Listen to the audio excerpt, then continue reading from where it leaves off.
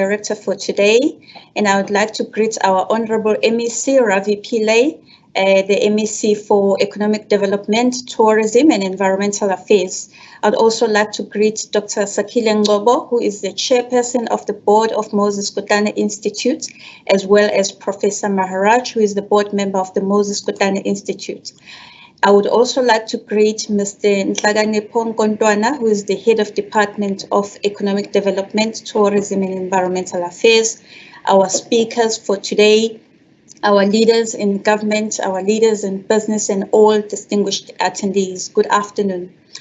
The province of KwaZulu-Natal, through the Department of Economic Development and its entity, the Moses Kotane Institute, brings you the Digital Transformation Summit 2021. This summit is aimed at coming up with the recommendations related to strengthening KwaZulu-Natal public service delivery through digitization. We will be having 3 sessions today, ladies and gentlemen, and at the end of each session, we will have question and answer session. Each of our speakers will take approximately 5 to 10 minutes, and then we will have a discussion thereafter. So please enjoy this virtual summit. We understand that there are challenges related to connectivity and data costs, but we will try and push and make sure that we finish the summit as soon as we possibly can. And on that note, I would like to request Dr. Ngobo, who is the chairperson of the Moses Kotane Institute, to welcome us. Dr. Ngobo.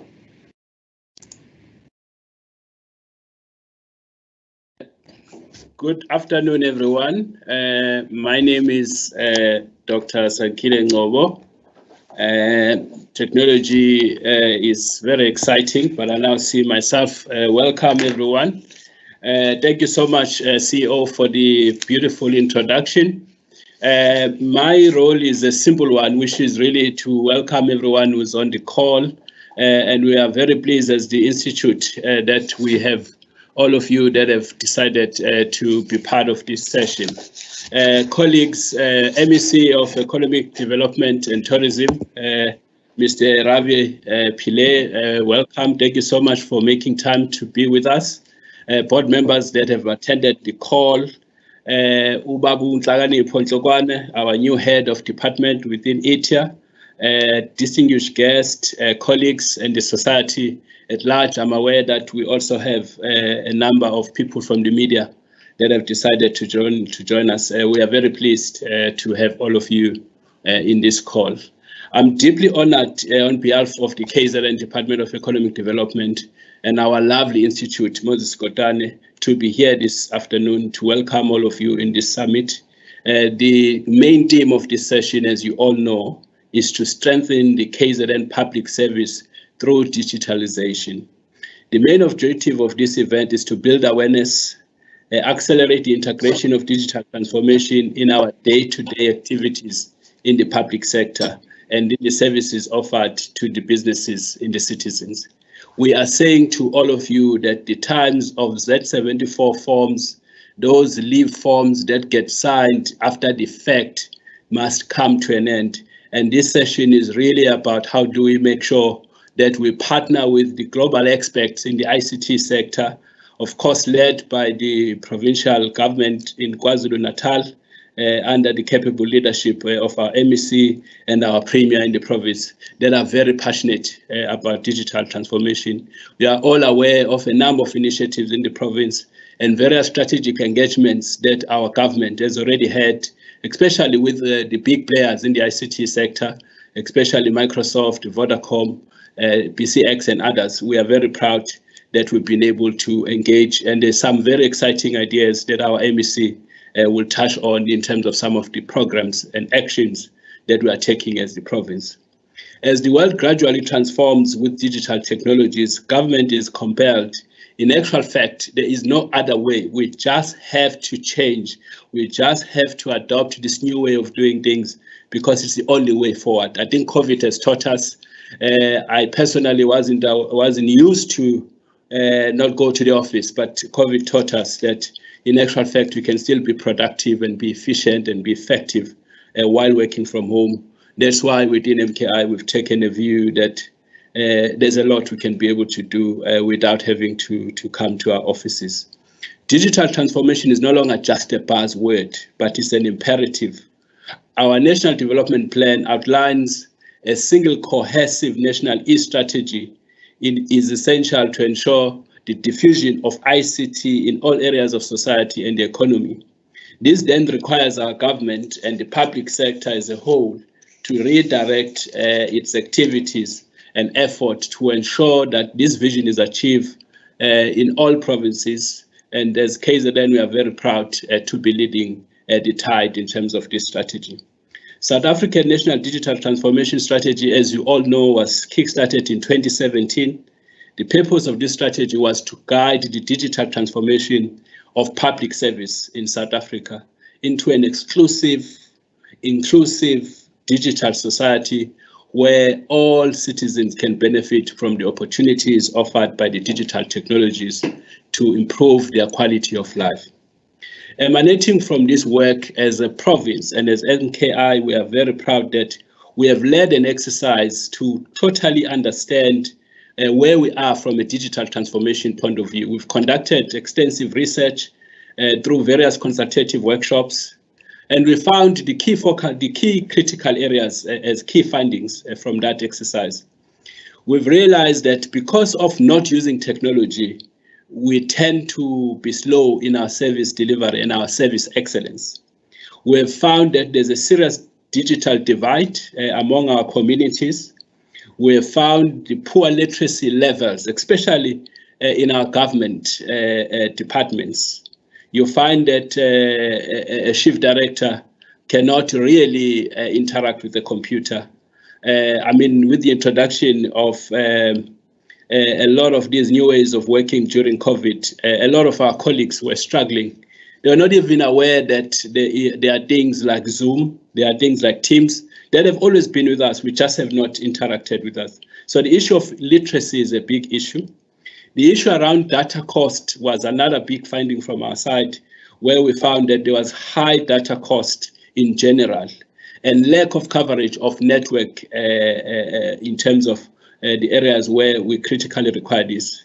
The other finding was that there is limited or less or almost no BEE transformation in the ICT sector in our communities. We looked at the spend in ICT across all our government departments. We found that there's very minimal BEE companies that we can be proud that they have really excelled and grown in this space. Further to that, the province of KwaZulu-Natal service delivery is often slow because of modern communication technology is either not utilized or not available. There's a lot of offerings that are already available that we are not utilizing, and it's something that our MEC will be touching on as part of this session that we are having with all of you.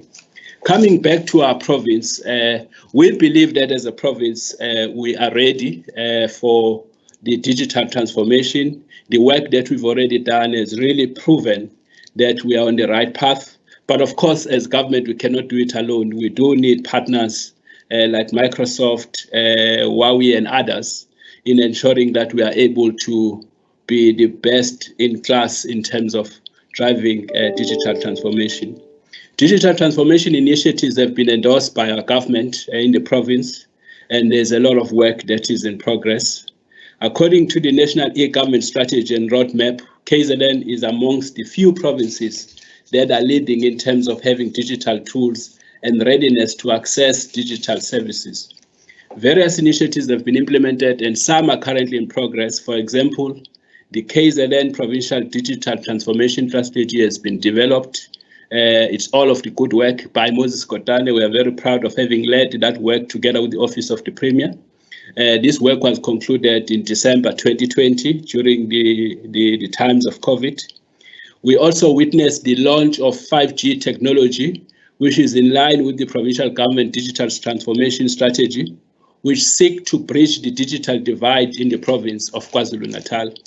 The KZN Nerve Center, which is a great passion and excitement by our Premier, which is situated in his office, in the Office of the Premier, has recently launched the KZN Online with the main aim of providing an automated and integrated information management system that will help the monitoring and evaluation of government service delivery in KwaZulu-Natal. The times of a supplier not knowing if their invoice has been paid or not has completely been dealt with, and we will be seeing new ways from an e-government and e-systems approach that will be adopted going forward. The Department of Education has developed an e-education strategy, which we are extremely proud of. And there's a number of other initiatives that we are leading as Moses Kotan in partnership with all government departments and all the entities within the ITA family of government organizations. Colleagues, I'm honored and privileged to be welcoming you to this session. And I'm now going to hand over to my colleague, Usis Tandega, our CEO, to take this discussion going forward. Thank you very much. Thank you very much, Dr. Ngobo. It is quite a warm welcome that you have given us. We really appreciate it. At this point, I would like to request Mr. Nhlakanipho Nkontwana, our HOD for Economic Development, Tourism and Environmental Affairs, to introduce our distinguished and our very progressive MEC, and then the MEC will take over from there by giving us the keynote address. Mr. Nkontwana, if you can please come in.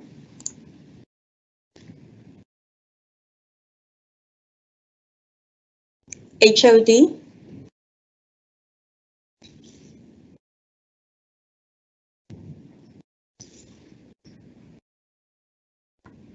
Mr. Nkontwana.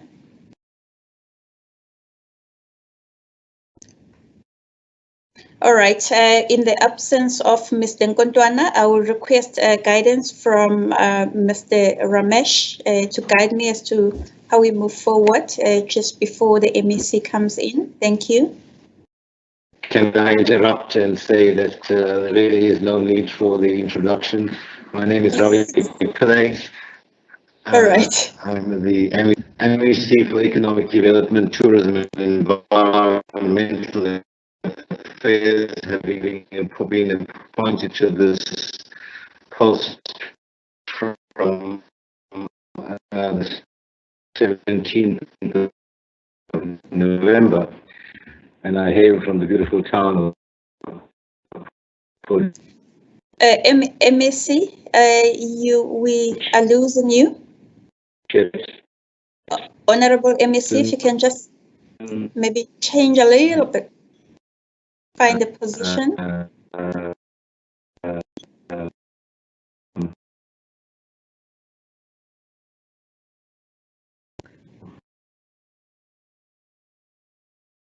All right, ladies and gentlemen, MEC is coming and he's sorting the technical issues. I can see you, Honorable MEC, but I cannot hear you at this point.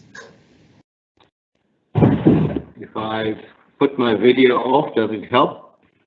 Yes, maybe that will help. Thank you.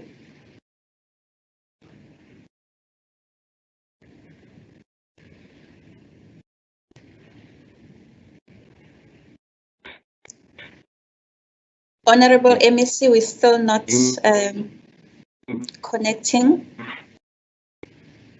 Improve our connectivity and overcome the significant technical challenge. Tandeka, can you hear me? A little bit, you are breaking, but let's try now.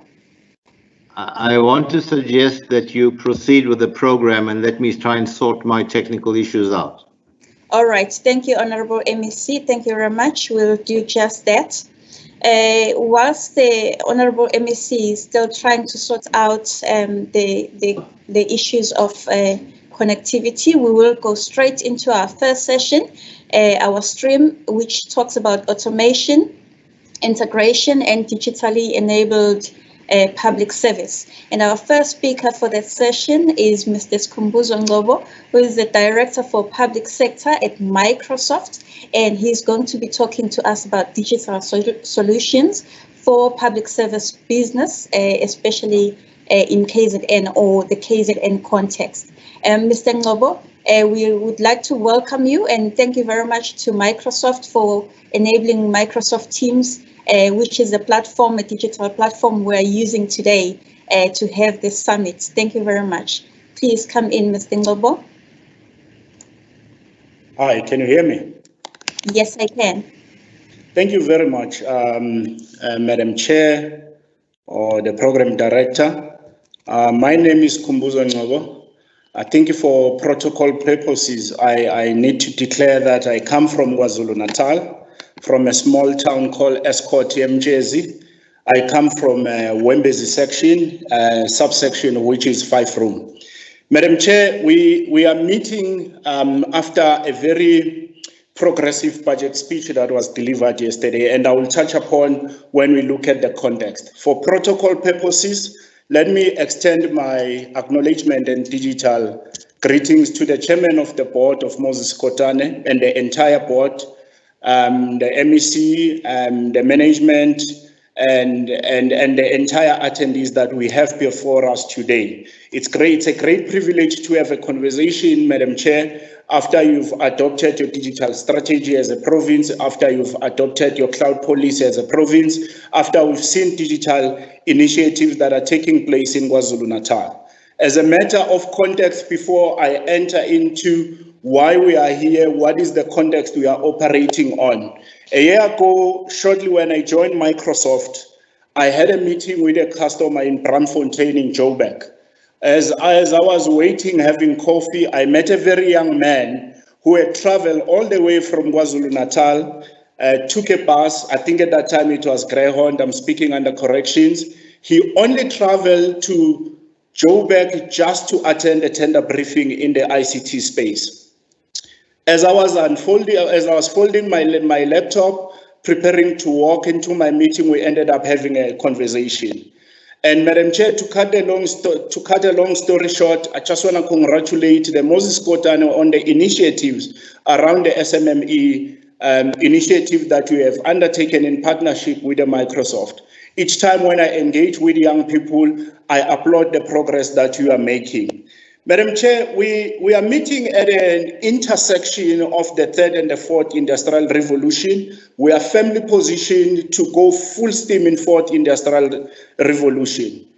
The picture before us, it shows us where we come from the first industrial revolution, the second industrial revolution, the third industrial, and the current juncture which we are faced with. In the first industrial revolution, we were preoccupied about mechanical production and steam engine. The second revolution, it was mass production assembly lines requiring labor and the generation of energy and a number of manufacturing that were taking place as part of the second industrial revolution. In our case, we can look at the establishment of Transnet, the ESCOM, the SASOL, a number of state-owned entities which were able to grab the opportunity for the second industrial revolution. We moved to the 20th century, which our focus was largely on the third industrial revolution, where we are automating our production processes, we're infusing the microchip and using electronics and really scaling up IT or technology as the means to drive processes. And you can see the assembly line that we have positioned in the form of a picture. And then we move to the fourth industrial revolution, which talks about the intelligence production, looking at how do we use the emerging technology to move from the third into the fourth industrial revolution. These emerging technologies, they are largely classified by one, enabling platform that create agility in our systems, big data analytics, intelligence sensors that brings data in order for us to be able to analyze and generate insight and intelligence. And lastly, obviously, we talk about the artificial intelligence as a means to infuse human thinking into systems, into applications, into robots, in order to make sure we create an additional capacity. If we look at KZN as a center of the fourth industrial revolution, to your point, Mr. Chairperson, Dr. Sakile Ngobo, KZN is in the forefront, one, to create skill centers, two, to be able to connect both people, buildings, and any other entities that will help the cause to bring the inclusion and drive digital innovation. When we look at this picture, we look at the economic zone, we look at the skill skill centers. We look at the education through the e-platform that we have developed as part of navigating COVID-19. We look at the innovation centers that we have opened. We can see ourselves as Microsoft. And as your strategic partner, we then looked at the initiative that we are doing and proposed in our conversation with a number of stakeholders that we would like to be a strategic partner to make sure that the work that KwaZulu-Natal is doing has a good context, but also we infuse the assets that will help to drive digital schools initiatives, drive the AI university program, drive the cloud society, drive the digital global skilling initiative, students to business initiatives, emerging program, which is at an advanced stage through the Moses Kotane Institute, and of course the skilling of officials in a number of entities that are existing. This is a construct that we have framed that we would like to partner with the KwaZulu-Natal government in order to make sure that KZN as a center of the fourth industrial revolution, it covers all the bases and drive digital transformation. Now, there are a few things that we need to contextualize as part of our conversation. KZN is largely classified and defined by a number of economic levers. We talk manufacturing, we talk tourism, we talk partially mining, we talk services, we talk agro-processing, and we talk agriculture. And these are very key in terms of how we map our journey from a citizen engagement and ensure that the connected experience to drive tourism and ensure that we drive our economy and bring the SMMEs into the center. But critical, it's very important that we modernize and transform government employees through a faster response to citizens' engagements, a faster response in terms of deploying the platform that enable remote working, remote collaboration, to the point that Dr. Sakile was talking about as part of the new ways of working. We look at how do we ensure that we optimize the government operation and create new services and drive innovation. I want to spend time to the last two because the last two are critical in terms of how do we contextualize the inward industrialization concept that our Minister of Finance spoke about yesterday, where he was talking about how do you make sure that your road network, your railway, your ocean network becomes part of the ecosystem to build this economy that will ensure that at the center of it, there are SMMEs. Part of what we need to do to set the solutions that are key for KZN is to be real about digital use cases. And these digital use cases, we must touch them and we must feel them, and they must be responsive to the citizens' need.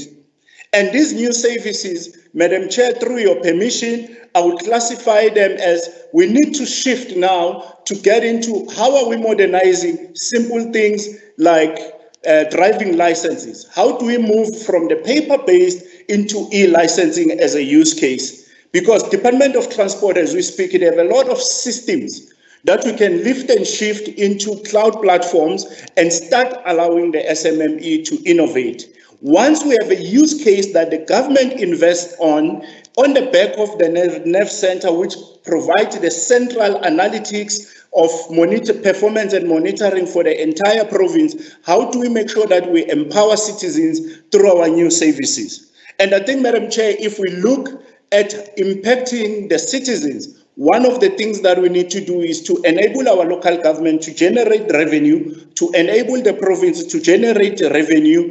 At an intersection of these platforms that we are talking about, be it the CRM platform that will enable us, that today we will have e-licenses sitting in our mobile devices, because exposing our details from putting your licensing disc into your windscreen, you are exposing your entire data about your car, but about yourself as a person, which might be going forward a challenge around POPIA in terms of data privacy and compliance. And I think there is an opportunity to take these use cases and really put the SMMEs through the Moses Kotane Black Imaging Partner in partnership with Microsoft and innovate on the existing systems, lift them into cloud platform and create that agility. Think about the number of municipalities that are having test stations that today, if you renew your license, Now you click a button in your phone, you get an e-license. Whenever you drive on our roads, the only thing you need to show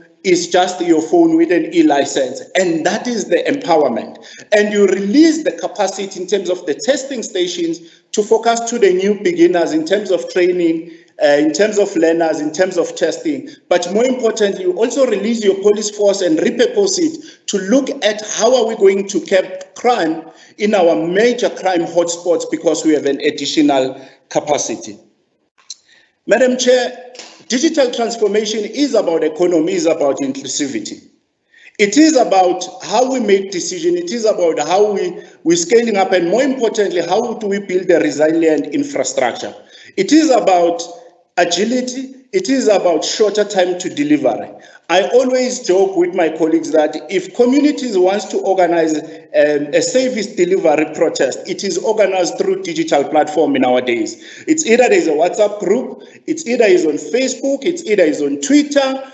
All these platforms that we have today, they are part of the ecosystem of our people, of the citizens. And it is the very same platform that we need to use today to fast track and deliver services. The last time we had met, Madam Chair, we were concluding the digital strategy in Durban. I threw in a very bizarre idea that we have an ocean that we need to utilize in a manner that we shift traffic from the road into the ocean. Imagine taking a boat going to Richards Bay, not as a privately chartered boat, but a boat that is owned by communities, that is part of our transport network system that we have today, in order to make sure that our roads, one, the traffic is split between the road and the ocean. That on its own provides an opportunity to reduce road fatalities. All these opportunities, all these thoughts, they require bold decision. I must congratulate KZN that in all the initiatives and the journey they've been making the bold decision in terms of digital transformation. When we bring it back home, in terms of how do we engage and connect with citizens on the back of these use cases, we need to be constantly communicating with our citizens. We need to be constantly in real-time delivering services. Be it we are talking about the issues of potholes in our roads, the issues of crime in our communities, the issues of SMME opportunities across the ecosystems in KwaZulu-Natal. We need to have a nerve center that says all digital transformation opportunities will be largely be driven by the SMMEs, simply because we have a responsibility to empower the next generation to be driving our economy, to change the economic structure, but more importantly, to grow these SMMEs, to develop them so that they create large-scale employment. We shouldn't focus on training the SMMEs without creating a market for them. We've got an opportunity as KZN to look at Moses Kotane's Black Imaging initiative that they've started, one, scale it up, but more importantly, for all graduating companies to be able to get ICT or digital transformation opportunities. Because when we are measured and we are judged one day as part of the success and the failures of the fourth industrial revolution, it will be how did we transform our economy? How much employment did we create? How many companies did we build? And all these measures are tangible measures that we will be measured on. And therefore, Madam Chair, it is my plea that as we move to the next phase of the fourth industrial revolution, we become practical and we touch it and we become deliberate about the SMMEs. All of us, we are figuring out digital transformation along the way. We've created platforms as Microsoft. We've set up the infrastructure. We are looking at 3 horizons. Let's make sure that the infrastructure that we have in government, it supports digital transformation. It means we need to invest in infrastructure. In an agile way, we invest, but we innovate, we digitize, and we digitalize along the way. We shouldn't take a staggered approach that says, after 10 years of investing in the infrastructure, now we are moving to Horizon 2, which is application modernization, Horizon 3, which is digitalization. Agility must be at an intersection of what we are doing and what we want to achieve. KZN is best positioned, like Singapore, to really look at the services as an industry, tourism and services, and say, how do we create platforms that attract tourism, that attract direct investment and foreign direct investment through services? If Dubai did it with the desert and the ocean, we are better positioned. We don't have a desert, we have an ocean. There are opportunities that we need to start infusing to the SMMEs so that they scale up as startups and think differently and able to help government to bring these, these ideas into use cases into innovation, and innovation to the actual solution for our citizens. The government of KwaZulu-Natal has made a number of strategic moves. I'm not going to go through them, but at the key that I want to touch on, it's 4 pillars. Cross-departmental collaboration. I think it's happening from a platform, whether you are using Teams or you are using other platforms. We always recommend that you stick to Teams as a chosen platform. It's good for you. And then we look at the citizens' engagement, how much we have done to connect our people into these platforms, and what our people benefiting through engagements that we have enabled. How do we ensure that we reach citizens anywhere? We can get into a central application, look at the sentimental analysis, what people are saying about the government, or what are the top of mind issues from our people. Lastly, which is critical, Madam Chair, service delivery. We are doing this in order to drive service delivery. When we drive service delivery, we need to have an appetite for cost, not for profit. We need to have an appetite to invest. We are not investing for ourselves today, we are investing for generations to come. As we have shown in the picture along the first industrial revolution up to the fourth, the investments that we made in the second industrial revolution, they are still existing today. The question is, what are we investing on today, which will last for the next 100 years? Digital transformation plan is guided for KZN government into all-inclusive digital province, bringing all the departments, the business sector, the civil society, and the citizens to create the opportunities that are presented by the fourth industrial revolution. What is nice, Madam Chair, is that when we started this call, there was a common theme that emerged. It was connectivity. That theme emerged very strongly. We have a responsibility from an infrastructure point of view. I know that you are running a very broad, large-scale connectivity program around broadband through SAA Connect. It's a good start. We are bringing in a digital virtual hub to support you in your digital skilling, which is your second chapter. Information management and security sitting in your legacy systems that we want, one, to lift and integrate and be able to digitize certain processes. Already, the chairman did touch on, in terms of e-invoicing, SMMEs or businesses, they will be able to track their invoices. But the reality is we are dealing with a knowledge economy. Others, they refer it as a silent economy. And it's good that KZN, through the Office of the Premier, they've taken the NEF Center as the central core that will drive us. I will quickly go to what we see that can come out of the NEF Center. Okay. And this will, yes, ma'am. Yeah, we certainly have exceeded our time. So if you can please conclude. Let me wrap up this slide. So this is a slide that talks to the open development platform. What we are doing here, we are looking at how do we bring the data that is sitting into different departments into a single platform, sitting on cloud to be able to apply intelligence analytics, and in order to be able to provide integrated services. That enables a number of omni-channels, whether you look at direct contact, SMS, you look at social media, mobile devices, IoT, kiosks, and again to the direct contact. The NEF Center will become the core of what will define digital transformation from a use cases that will be coming from different departments. And again, Madam Chair, thank you very much for the opportunity to engage and to present the point of view. As Microsoft, we are a keen and participating strategic partner. We are willing to co-invest with the KwaZulu-Natal government and make sure we scale up the program from an SMME point of view, but more importantly, to help think through the innovative use cases that can take the KZN forward and build the digital economy. Thank you. Certainly.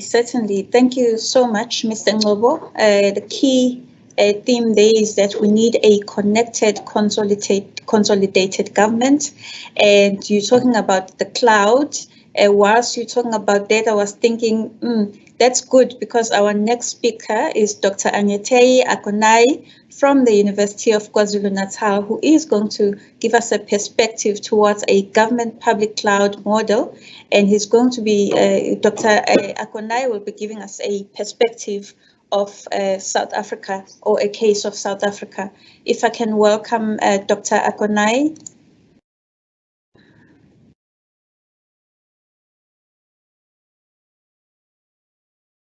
Dr. Akonai, you may come in. Hello, can you hear me? Yes. Yes, okay. we can hear you. You may carry on. We would like to see you briefly, and then you can carry on with your presentation. Yeah, I'm just trying to let me enable camera and see whether the camera comes through properly. Yeah, that's it. That's it. Okay, great. All right, thank you very much, and thanks for the opportunity to present at this summit. To follow protocols, the chairperson, the all invited guests, the dignitaries there, thank you for the opportunity to be here to present to you. I was presented with, can I see the slides, please? Or do I have to share my screen? I think to make it faster, it's better if you share your screen. Okay, let me go in and share. You can move faster. We have 10 minutes and I'll start counting. If I put my camera on, it will mean your time is up. Thank you. Okay. All right, let me see. Give me a second. Let me share my screen here.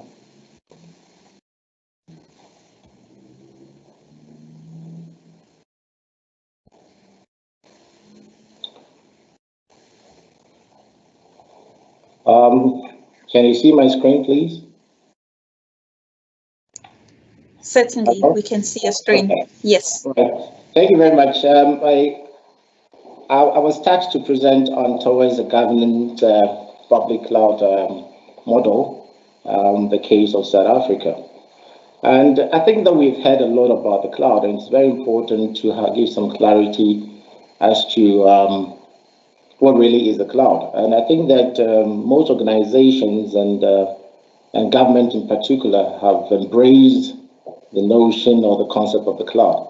But with a quick review of the current state of cloud computing globally, there seems to be a lot of gaps that one needs to highlight on. It is firstly, I like to look at some of the definitions, which the most important one, the most acceptable one is the one by the NIST.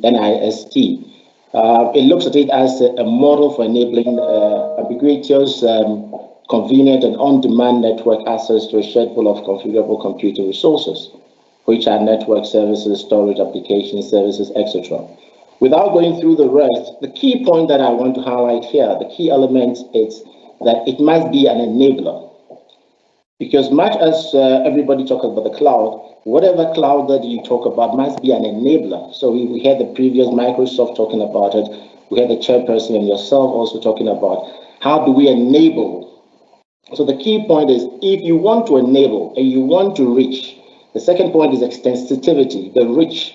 And if you want to make it convenient, makes that there should be very minimal way of interacting or engaging on those platforms.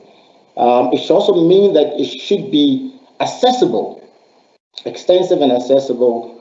And the next point is the key point there is that all the resources that you have in there must be shareable, giving access. So obviously bring access control in there. The other point there is how rapidly can you deploy this? How quickly can you configure and deploy that? And with that, I'll begin to talk about how you enable all of this. And then it talks about minimal management and service provider interaction. What does it mean? It means that for us to achieve any form of cloud computing services or infrastructure or deployment, we must first assess and evaluate the availability of high capacity networks. And with networks, our elaborate networks, that means communication networks. And we also have to look how extensive is this coverage. We talk about servicing the citizens. If you want to service the citizens, meaning that connectivity must go all the way to the doorstep, what we call the last mile to the citizens. How extensive are this coverage? We need to have access to low-cost computing facilities as low cost and low storage facilities or technologies. We also have to have access to a huge pool of resources, being hardware, and obviously once you begin to think about that, you begin to see that there must be a lot of collaboration between different entities and providers. Microsoft obviously being one of them and not the only one. You can also then look at the service-orientedness of the architecture. You do not build the cloud just to set you build the cloud to be a platform to begin to drive services. So it must align to that. It must have some kind of automation, and it must have the capability of expansion. So those are the key drivers. Now, having said that, so where do we stand here? Where do we stand if we want to then look at the various deployment models? There's the public model, there's the private model, there's the community model, there's a hybrid between the two. The essence, the agenda here is to find a way of building a government public cloud. But to build a public cloud, one needs to understand what the notion of a public cloud is to provide to it's an access to all. Who are we referring to as all? Are we referring to businesses? Are we referring to government entities? Are we referring to the citizen? Are we referring to small business? So the public cloud needs to be then reviewed. On top of that, then we have what kind of services do we want to provide? Do we want to provide, currently the current notion is that any kind of service that you can provide on the cloud environment is referred to as XaaS. So we can now begin to think about all the things that the KwaZulu-Natal province is planning to achieve.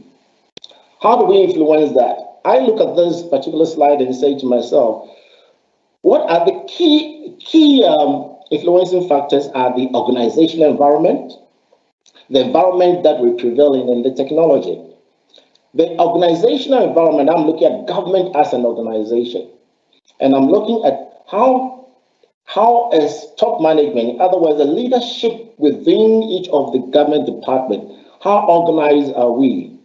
How ready are we? And I know that there's a strategic document that is available, but then it must not work in isolation. It must work in collaborative environment and coordinated environment between all the government entities. Then you look at the environment. What environment are we talking about? There's no, in the government sector, we probably will not talk a lot about competition, but what we could talk about in the government sector very often would be the various government support, the various policy structures, regulatory frameworks. And you can, when I move to the previous slides, would highlight the fact that across Africa and within South Africa is that policy environment has been one of the challenging impedance to the evolution of cloud computing.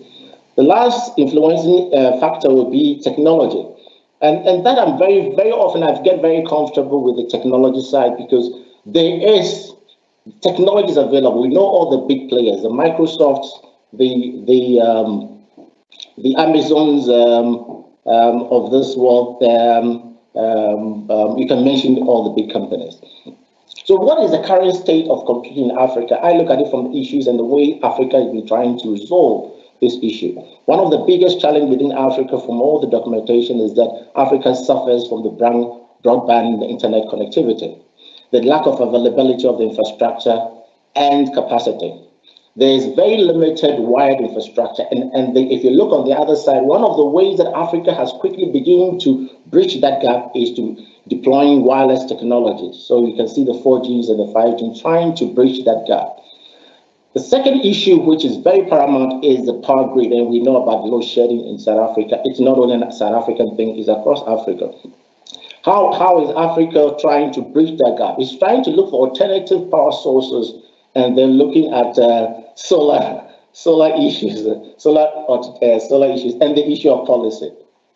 So I can see that your face just popped up. So let me look at in South Africa. The challenges in South Africa is having clarity with policy documents and defining cloud computing, what is in, what is out, looking at the regulatory framework, looking at availability of knowledge. The previous speaker spoke about fourth industrial revolution.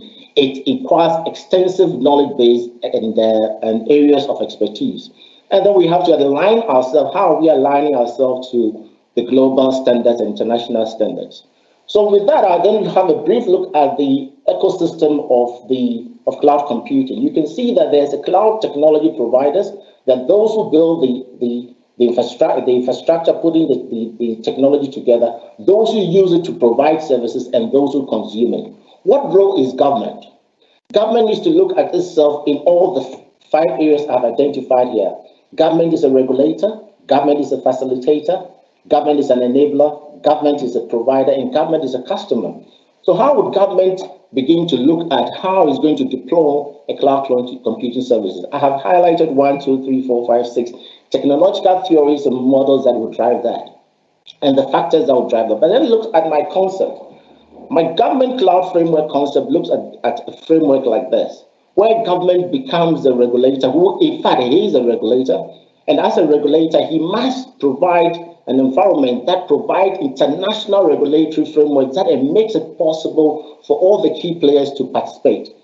Government then have to then facilitate and support. How does government facilitate and support the cloud computing environment? It has to create the given strategic plans in terms of skills development. It has to create the willingness to bring key players on board. It has to also express the embracement of technological advancement. South Africa is a peculiar environment where we say majority of our people still live in the rural areas. Majority of our people are not that educated as well. How do you deal with that? Then government then becomes a provider of the cloud service. That's what the key point here is. Government therefore needs to look at 2 different kind of provision: the public cloud and then the community. Why the community cloud? The community cloud is where you reach the people, how you create a cloud environment that the people can access, getting close to the citizens, and that is why you need that. But with the public cloud, then you then embrace all other entities within government, meaning that all government departments, all provinces become part of your network and of that platform. What is the intake for the citizen? The citizen is therefore able to access a hybrid cloud. Community to access community-based information and services, and the cloud to understand provisional kind of government strategy and how it all fits together.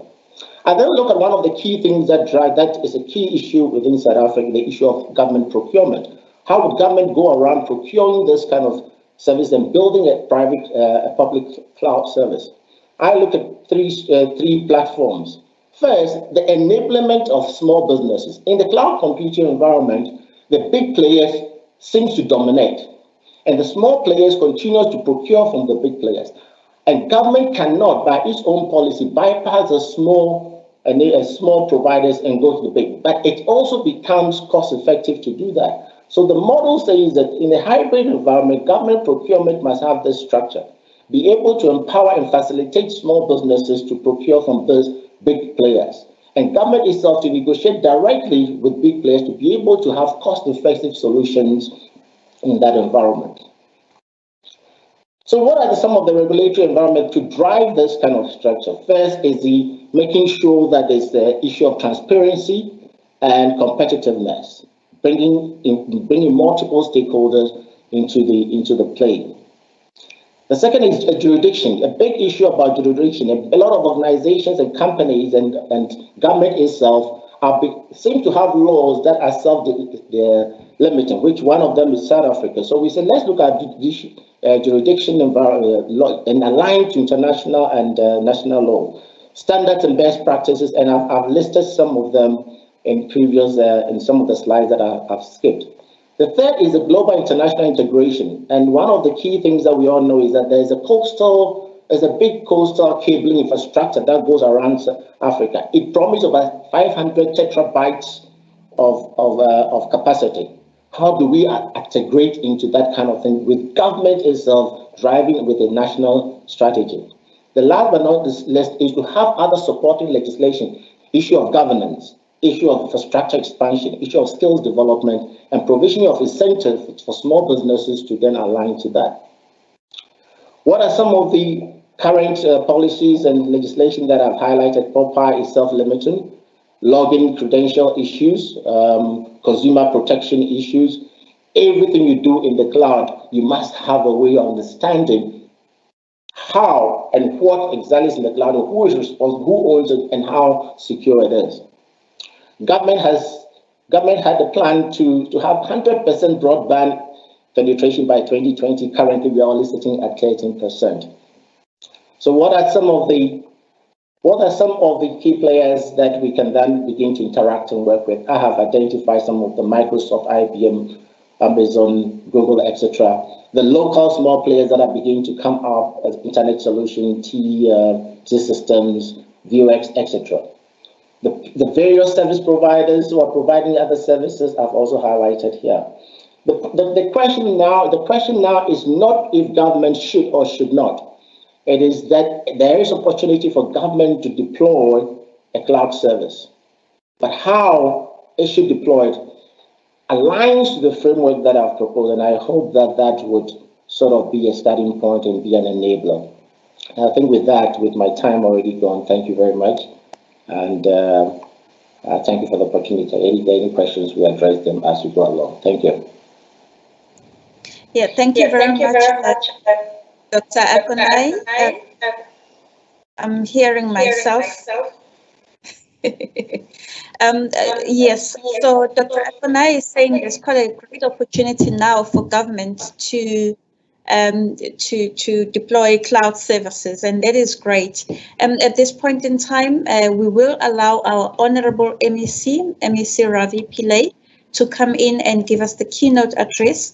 MEC was set in earlier, but had to sort out some minor issues, and now he is back online, and we will be humbling ourselves and allowing the Honorable MEC then to address us before we carry on with the session.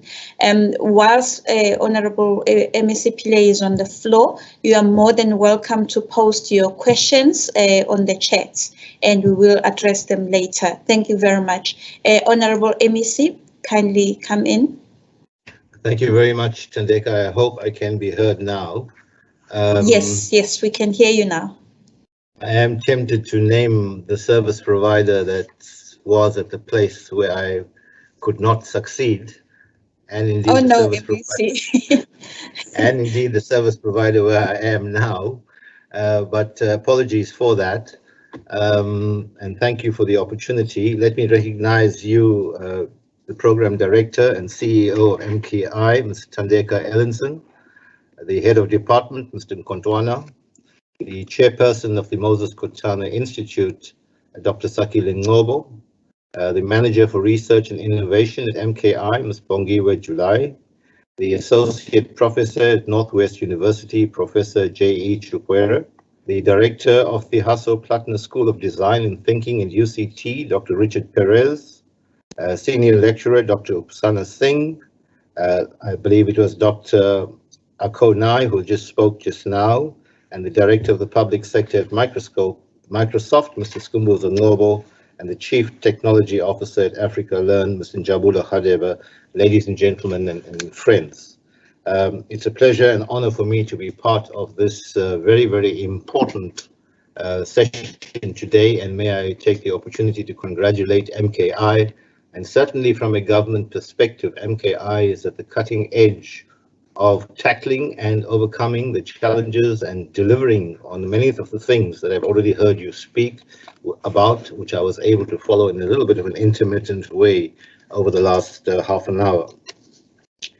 So it's an honor for me to join all of you this afternoon in an environment that has become our new normal, and to ordinarily, we would travel, some from afar, to converge in a conference hall to hold this dialogue, and today's venue is virtual, connecting all of us at once, despite some challenges. Indeed, the world has completely changed, and technology has created a compression of time and space. Much as globalization started this process with the flattening of territories and borders, with its multi-dimensional interplay between economic, technological, political, social, and cultural dimensions, technological advancement has completely fast-tracked the process of creating oneness and what we call a new connectivity. And this is indeed clearly demonstrable in the architecture of global economies, which are rapidly changing and spurred on by further technological evolutions. In fact, if the American election had had a different result, we might have seen a continuation of that technological contestation, let me be diplomatic, in very, very aggressive ways. But you would have noted how tech companies performed since the start of the COVID-19 pandemic, when actually the pandemic led to declines overall in stock markets around the world.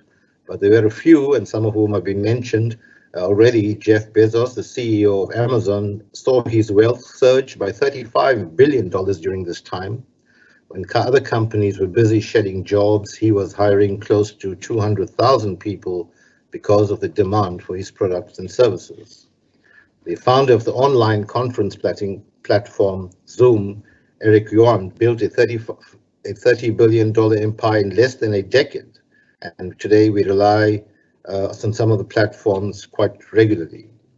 The biggest company in the world today in terms of value is no longer a company that extracts commodities from the belly of the earth, but it is Apple, a multinational technological giant that has become the world's largest public listed company, valued at a $1.82 trillion. However, this fast-paced change poses a conundrum for government.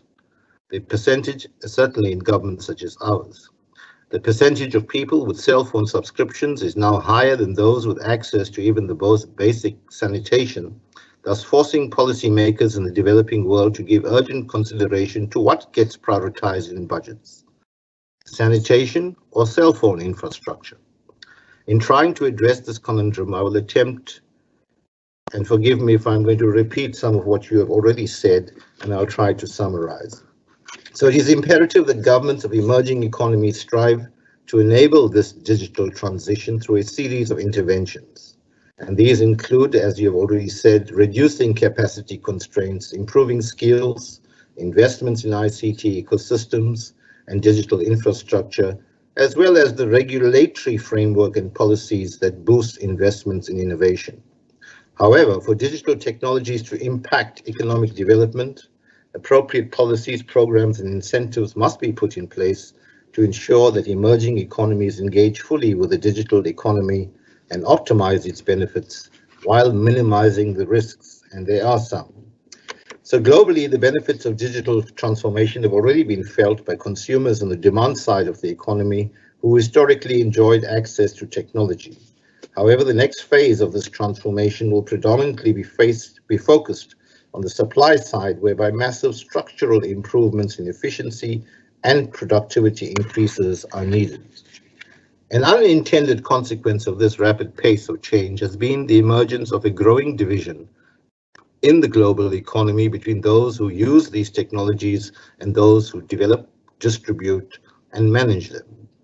And in fact, what is not so subtle war on intellectual property rights is a key terrain of that battle. Emerging economies need to formulate policies targeted at enhancing participation in e-commerce and digital platforms, and governments should focus or pursue a bold agenda focused on knowledge and which takes into account issues such as the generation, storage, processing, and transfer of data. Government should also be alert to the possibilities that exist. For instance, the sudden transition to remote working has led to increased bandwidth demands, thus providing the impetus for the delivery of modern digital infrastructure. If I might digress a little bit and say that when the pandemic broke and we were dealing with our response as government, we had 4 pillars. And the first was obviously the health side of things, and that was a massive component. The second was the looking after the vulnerable, which was also became quite a mammoth task. The third was the enforcement side, regulatory enforcement to ensure the necessary discipline. And then fourthly was already became quite apparent that we needed to immediately plan for the recovery of the economy. And in doing so, we broke down the KZN economy into 11 sectors, and it subsequently became 13 sectors. And then we asked ourselves the questions, which of these sectors lend themselves to the best potential for rapid growth and job creation as we emerge from the pandemic? And it's no surprise that we identified the ICT sector as amongst the top 3 that would have that particular potential. And so we want to act in accordance with that analysis and understanding, and hence the work that MKI is doing. And I'll speak a little bit later on of some of the challenges that we might be facing as far as that is concerned. But in the course of that, there's also things that have emerged, and I'm not sure if you spoke about it at the time that I was offline. That is I don't want to belittle it by calling it fake news, but the misunderstanding and the myths that have arisen in the course of this recent COVID experience.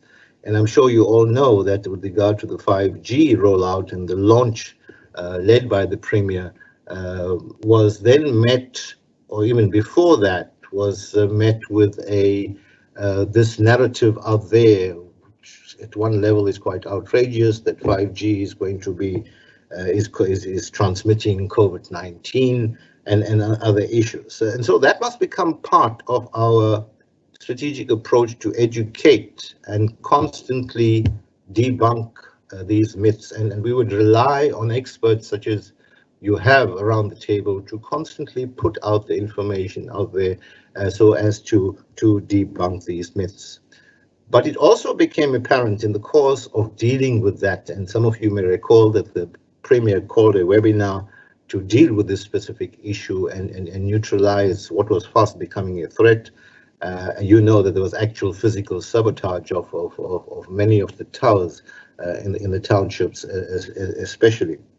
So, but in the course of that, there were other narratives that developed, and the issue of radiation and what risk that radiation pose, and I think that needs to be unpacked a bit more thoroughly as we go forward. We had a professor who I can't recall his name, who analyzed it for us quite clearly and made us understand that 5G radiation poses no threat to the health. But radiation generally has had some linkages which we need to understand properly. What I don't want, and I fear, I must be honest, is that in the time in the future that we come to some realization, and we don't want to be accused of underplaying it.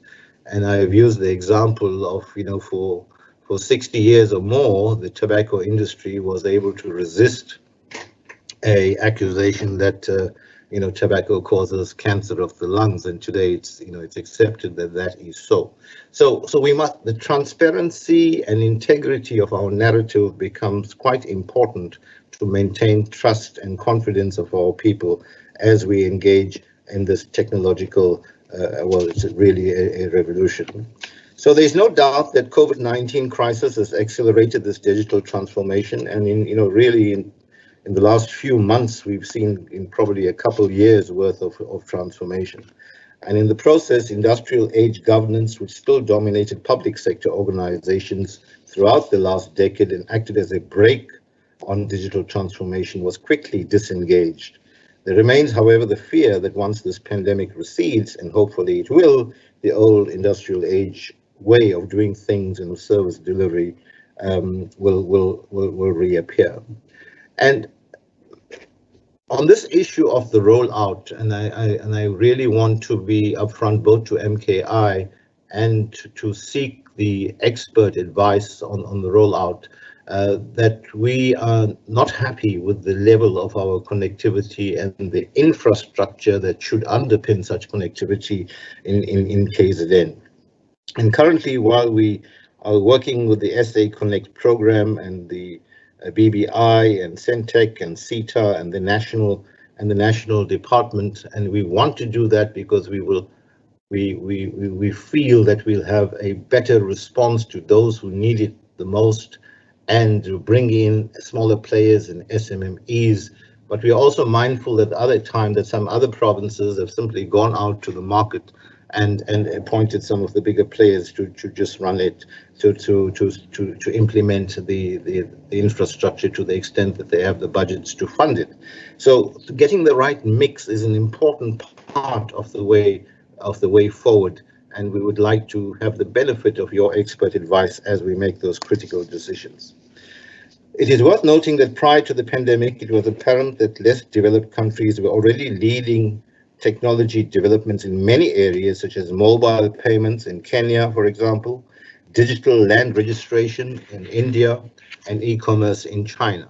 These countries facilitated the quick adoption of new technologies because, unlike many advanced economies, they weren't stuck with pre-existing and antiquated structure.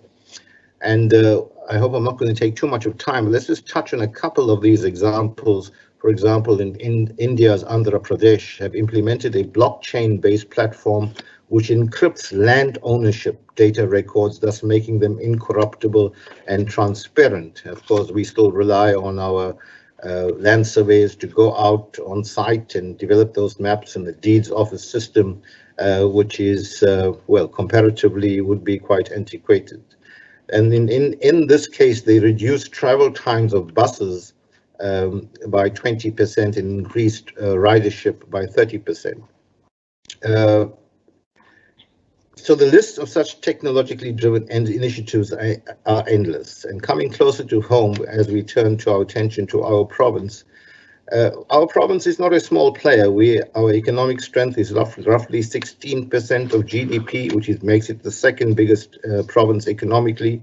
Its strong manufacturing potential and Africa's busiest port positions it to be a significant corridor in the strategic inward transfer of foreign technologies and in exposing locally developed innovations onto the global stage. So we accept that we as government must take the lead in incentivizing future industries by enhancing platforms and applications of digital technologies. And again, I say that MKI is going to be our cutting edge in this endeavor. The technological advantages of the last 100 years have helped society thrive. Life expectancy has risen remarkably, but this rapidly growing population means that the constant and ever increasing demands for goods has forced suppliers to rely on what some call a linear take, make, waste models. And I'm not going to go into an exhibition, although my speech has that content about the impact of waste management and the threat to the environment generally. But suffice to say that even here, the technological revolution must help us respond to this challenge. Digitization can boost the transformation towards a more sustainable, circular economy and unlock the approximately 4.5 trillion world value opportunity that exists within this new circular economy, which reduces waste. Digitization means a fundamental change in business operating models, and for government, this implies two focus areas. How can government use technological innovation to improve its offering to citizens? And many of you have already spoken about it. And secondly, how can it safeguard potential sectors that will fall victim to this rapid change? And that must not be underestimated. But we accept it's not an either-or situation. We have to do both. Look after those who might feel left behind, retraining to do the new way of doing things while advancing at the highest level in terms of the latest technology. So one cannot examine digitization without giving serious consideration to sustainability. Failure to do so consigns us to the innovation dust heap, and our citizenry will be all the poorer for it. In conclusion, may I wish this virtual summit well. The outcomes will enrich our endeavors in a critical field at a critical time in our history. I thank you, Program Director. Thank you very much, Honorable MEC. We really appreciate taking time and finding an alternative venue. Thank you very much. And we really appreciate the MEC's keynote address, and for MEC to find an alternative venue to connect. At this point in time, I will request Mr. Njabulo Khatebe to just finish off the session. Even though it's after the MEC, I'm not sure if we are really following the correct protocol, but given what has happened, we will just forge on so that we can be able to cover all what we had intended or what we had planned to cover. So may I request Njabulo Khatebe from Africa Learn, who's the Chief Technology Officer, to come in and add on the digitally enabled public service.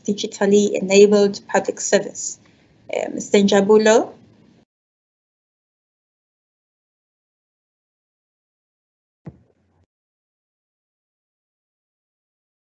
Thank you very much.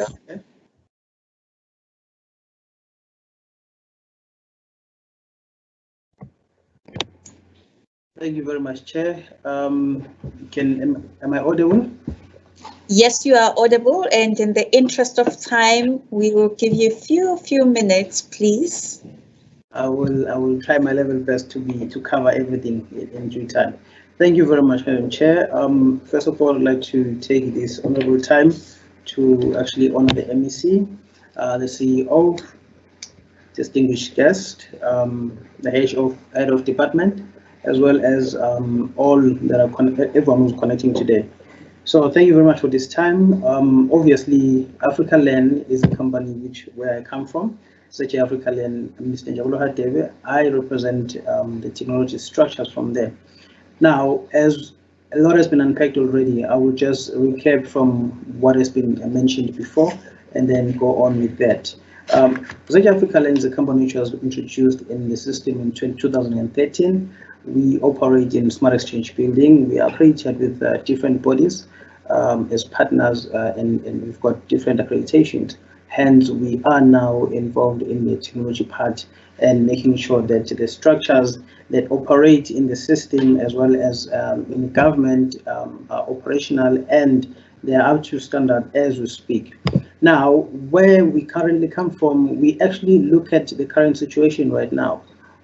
Before we can do any innovation, I think there are problems that we need to identify.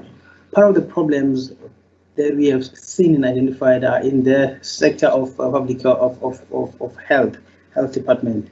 Now, how do we do that? How do we search in terms of making sure that these government entities are operating and they are assisted with innovative ideas?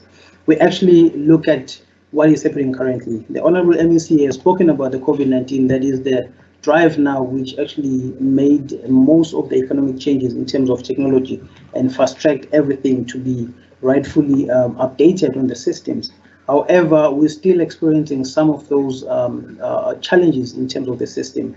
I'm going to be specifically looking at the Department of Health, and it will be assisting the solution that will come with will assist actually most of the department. But right now, let me look at the Department of Health, because it is the one that is actually facing some challenges there and there in terms of the infrastructure as well as the proceedings which actually occur on the system. We've got different diseases. We've got chronic diseases. We've got different people who are going to the current facilities. Facilities most of the time are overly fully packed, which is now actually making the contribution towards the spread of the COVID-19. As we know that there is a lot of that is happening, everyone wants to have access to medical facilities during this time, especially. Now, what does this put? What does that put us? It puts us in a situation whereby we have to find solutions and make sure that at least there is a viable solution that can come, or that we can come with, so that we can assist. One of the most impacting structures as problems is that we have different number of people traveling to facilities, and they will be there. They'll be exposed to different conditions. It may be infrastructure, it may be delays, it may be insufficient medical equipment to assist them, which is now causing all of them to do what? To sit and wait to be assisted. Where do they get? When do they get assistance? It takes a long time for them to be able to get the assistance. Now, the solution that we may come with, where does it come from?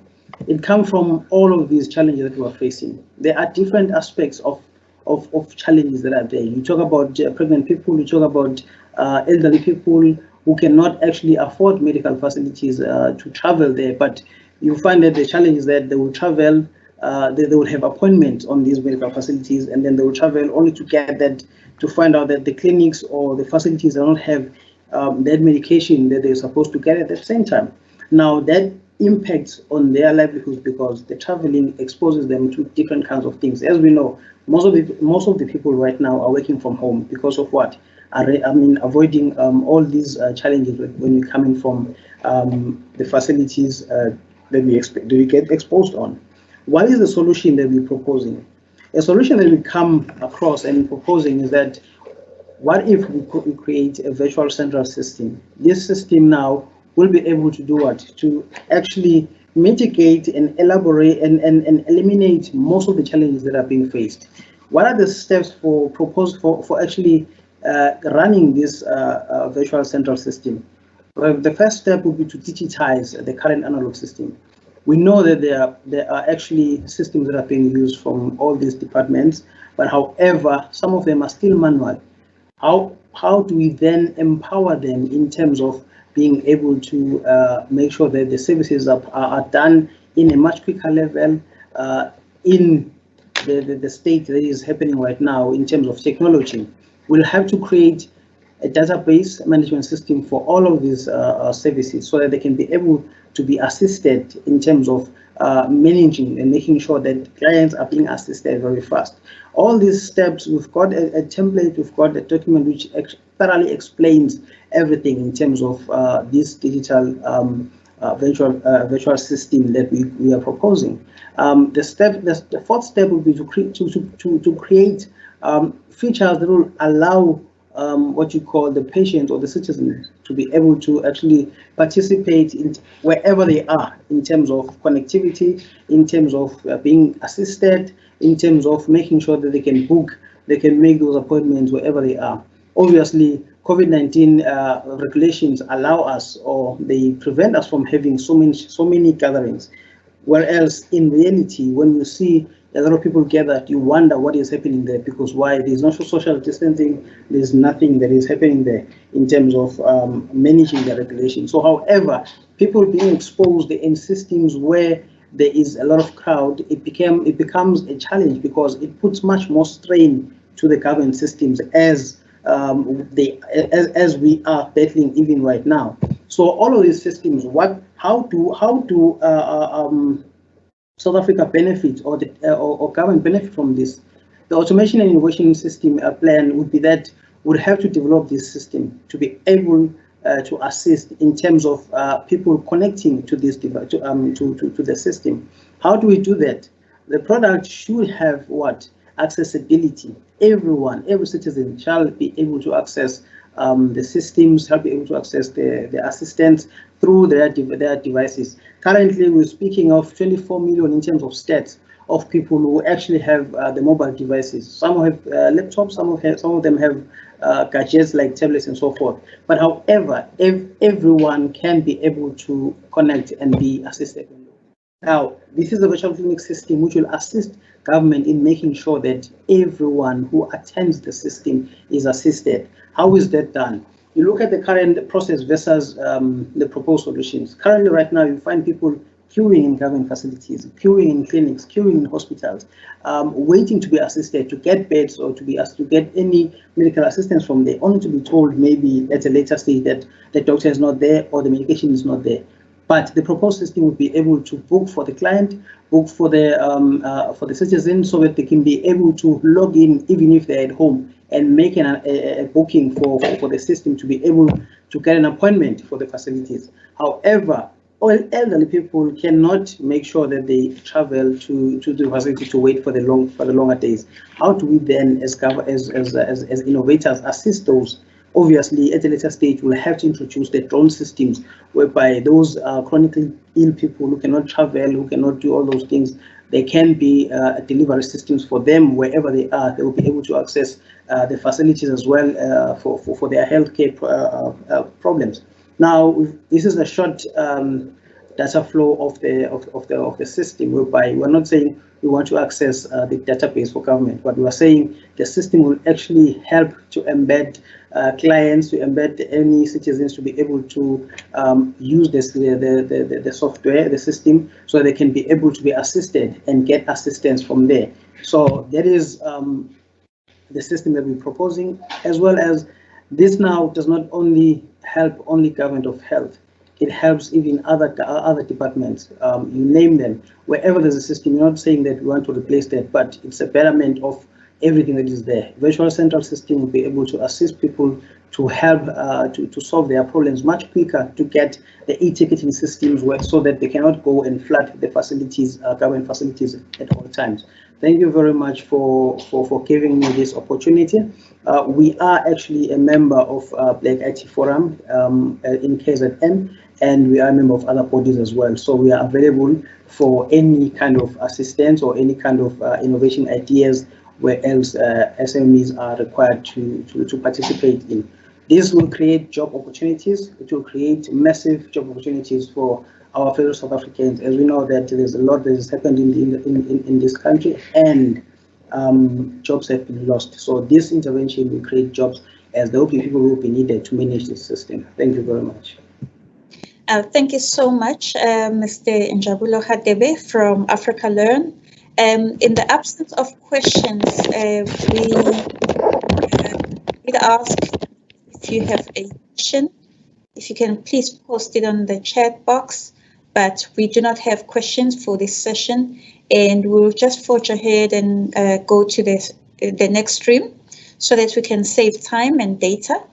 And the stream number 2 is innovation in government. We will have Richard Perret, who's coming from the University of Cape Town, and who will be speaking to us on the design thinking as a tool to optimize innovation and creativity in the public sector.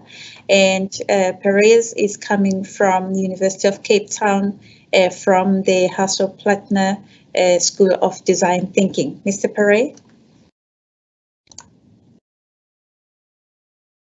Thank you so much for the introduction. Is my audio working? Is it fine? Yes, it's fine. Just your volume is a little bit low, but we can hear you. Okay, let me bring the mic a little bit closer. I'm just quickly going to also share my screen. Better.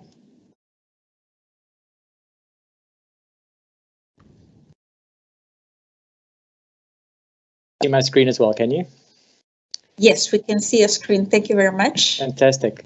Thank you very much. Thank you also to the Moses Kutana Institute for this opportunity to talk a little bit about design thinking and the role that it can play in the public sector. And I think it talks very nicely to some of the previous speakers and sort of building on to some of the topics that they've talked about. Before I get into sort of a bit of detail around design-led thinking and a design approach, I'm going to just put a couple of frames out to position the discussion, and really just talk about why design thinking. And I think we've spoken, the MEC spoke about it, the sort of world that we live in now, the volatile, uncertain, complex, ambiguous. It's very much an environment which is true to us, and we're all experiencing it. There are also challenges that we have in our own country. This was a Time magazine front page last year about the social divide that we have within South Africa, which brings another level of complexity to the work that we have to do in the public sector arena. Some more frames. We talked about the fourth industrial revolution and how that is impacting our world. How artificial intelligence and machine learning is starting to challenge a number of our norms and the work that we do, and how we deal with that. On one side, there's an opportunity there, but on the other side, there are other risks that we need to, and challenges that we need to be very conscious of. And then coming into the world of government, governments are moving from, their roles in society are changing. They're moving from managing risk to having to manage uncertainty. And when we talk about managing risk, it used to be all about managing probability, where we have data and we can run models and we can manage it based on the data that we see. But the world we live in, which is becoming more uncertain, has a lack of probability. So how do we start operating and working in these spaces? How do we start to develop better services and products for citizens when the future is uncertain? Another approach that's changing within government is the traditional planning, implementing, and then seeing change. Those days are very much over, and the sort of new order of having to approach projects which are in an iterative, hypothesis-driven approach where we manage the risk along the way. So when we're talking about digital interventions, it's very much having to follow a far more agile approach in understanding the opportunity in the technology and allowing the solution to emerge over time. And I'll talk a little bit more about that just now.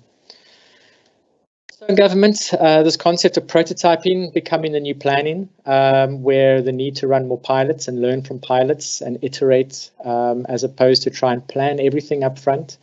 So all the very traditional models that we're used to in governments are being challenged, and we really are having to look at a different approach to dealing with it. A few more frames in the public sector. The need for engagement is key between citizens, civil servants, and politicians, and industry as well. So the need to engage and work on the triple helix, quad helix, and really starting to work more in a co-creative and collaborative way. Also very, very difficult in the public sector arena, where the challenges of corruption, unsolicited bids, all those challenges that we have to deal with in the PMFMA, etc., etc. And I think we look about engagement, it's not about making decisions, about defining needs. It's working with these stakeholders and helping to define what are the real needs out there and how can we address them. So taking the pressure off the need to make decisions the whole time and rather defining what is the problem that we are needing to address. So how can a design-led approach help all of this? We have this very changing landscape of technology is changing, the government administration space is changing. We live in a very complex environment within the South African context, and the world of COVID has just added another layer onto all of that. So I talk about design in the sense of the evolution of the design thinking, the evolution of the design discipline. And if you really were to unpack the layers of the value of design, it's not so much in the end product. The real value of a design approach is the thinking process that is used to get to the end solution. So whether it's a technological solution or it's a product or it's a service or it's a piece of architecture, it's the thinking process that was taken to get to that solution, which is really where the value sits. And that's really how we frame a design-led approach. And in that thinking process, there are a number of steps. There is structure to it. I won't talk too much about this, just mindful of time, but the very early phases of empathizing and really understanding at a user level, what is the problem that what is the problem we're trying to solve? What are the needs out there? Whether it's a citizen focus or it's internal to a business process, what is the need? What's the human need that sits behind what we're trying to do? And then we go through a design journey where we experiment and we build prototypes, and the solution will emerge over time. It is so difficult in today's world, in fact, almost impossible to define the solution before we start and to spec it and to fund it. We really have to to follow a process where the solution can emerge within the given time and budget constraints. And the process is very messy. I think this is one of the things that we really struggle, specifically in the public sector, is that the early phases of a design process are very fuzzy. And there's a lot of backwards and forwards. There's failure. We have to reflect on the failure. We have to learn from it. Difficult in the public sector space, taking into account fruitless and wasteful expenditure and how we build prototyping into the way we work. But the key from this graphic is that the solution emerges over time. Following a design-led approach means that we don't know what the solution will be, but we do know what the impact is that we want the solution to have. And so we want to allow us to go through a creative and innovative process, co-creating with citizens or with our end users, and coming up with a solution which really does address the real need at the end of the day. So if you were to look at the process that we typically follow in a design-led approach, we look at a challenge through three lenses. Typically, one would approach it from either a business lens, the viability, in other words, what's the return on investment, what's the cost to implement this change or this new solution, and also technological possibilities. Are we going to build a technology? Is it off the shelf? How are we actually going to approach this problem? And those typically, specifically in the South African environment, are the drivers to a solution. And it's one of the biggest challenges we have, is that we often build technological marvel pieces which have an amazing business model, but yet it doesn't actually address the need. And in the design-led approach, there's a very strong focus on a human-centered approach, where we enter the problem space with the top lens, the desirability. What is the actual need that we're trying to address? And we don't let technology nor the business conversation drive the early thinking. Those are important constraints to bring into the equation, but we don't want them to drive. We don't want to build solutions when we can only choose technology that exists, because it means the solution will be tailored to suit the technology as opposed to the actual human need that we're trying to address out there. And that's specifically an important criteria when looking in the public sector, when we're in service of citizens and citizen services that we need to deliver. So at the end of the day, there is a trade-off between these three lenses, and one does find a balance in the middle. But I think the critical part of this journey is to ensure that we enter the problem space through the needs and aspirations and the desirability at a human level. And that's easy to say. The challenge around identifying needs is not easy. This is an exercise we often do at the School of Design Thinking, a need-finding exercise, where we say, well, here we have a young girl in a library, what does she need? And generally people will say, well, she needs a ladder, she needs a lower bookshelf, she needs somebody to help her reach for the book. And those are very, very true needs. They're very explicit. But in the design process, we want to explore the problem space. We want to understand, why does she need a ladder? Why does she need to get that book? And as we drive down into the problem space, we move from the explicit to the meaning. And if we were to really look at this problem, yes, she needs a ladder, but why does she need a ladder? She needs a ladder to get a book. Why does she need the book? She's looking for knowledge. Why does she need knowledge? I don't know, I'm going to guess now, but she's perhaps got a test that she wants to pass. So what she really wants is to pass a test. And so you can see how that opens up the problem space, that there's many ways of passing it, getting her to pass the test, than just giving her a ladder. We could perhaps bring some technology into the space. We could perhaps bring a tutor. There's a whole lot of other solutions which start to creep in. So the need finding is a critical part of the journey, and bringing the user in and what their need is and context is absolutely critical to the design-led approach. That said, there's an ecosystem that needs to exist. There needs to be a process. I've talked about that already. Some structure, some journey to follow. We find that working in multidisciplinary teams, this is a triple helix where you've got industry, you've got citizens, you've got government, you've got politicians working together, and then a space, an environment in which to do it. One can't do this typically in a boardroom or meeting rooms. You need collaborative working environments. And these can work online, offline. The D School, this was the traditional space that we used to have, which is very visual, bringing a lot of design techniques into it, looking at a lot of complex information. But we do this all online now. There's technology out there. Teams itself, Microsoft Teams has certain capability, but we can absolutely collaborate online. Collaboration, multidisciplinary teams is a critical part of the design process. That's the multidisciplinary teams at the D School. And then process. There's many processes out there. It's just one component, but you do need a structure in which to hang this journey, because as you can see in the image again, it is a very messy process. So we do need some guidance. So it's all very well to sort of understand a little bit about the processes and the structure. What's so important about design-led thinking is linking it to the skill sets that are required. And this is really what we focus on at the School of Design Thinking, in teaching the mindsets and skills required. And if you have a look at the World Economic Forum skills of the future, because of the advent of machine learning, AI, fourth industrial revolution, in 2025, the World Economic Forum see these as being the top 10 critical skills that we're going to need in any sector. Doesn't matter whether you're in public sector, whether you're in private sector, whether you're in education.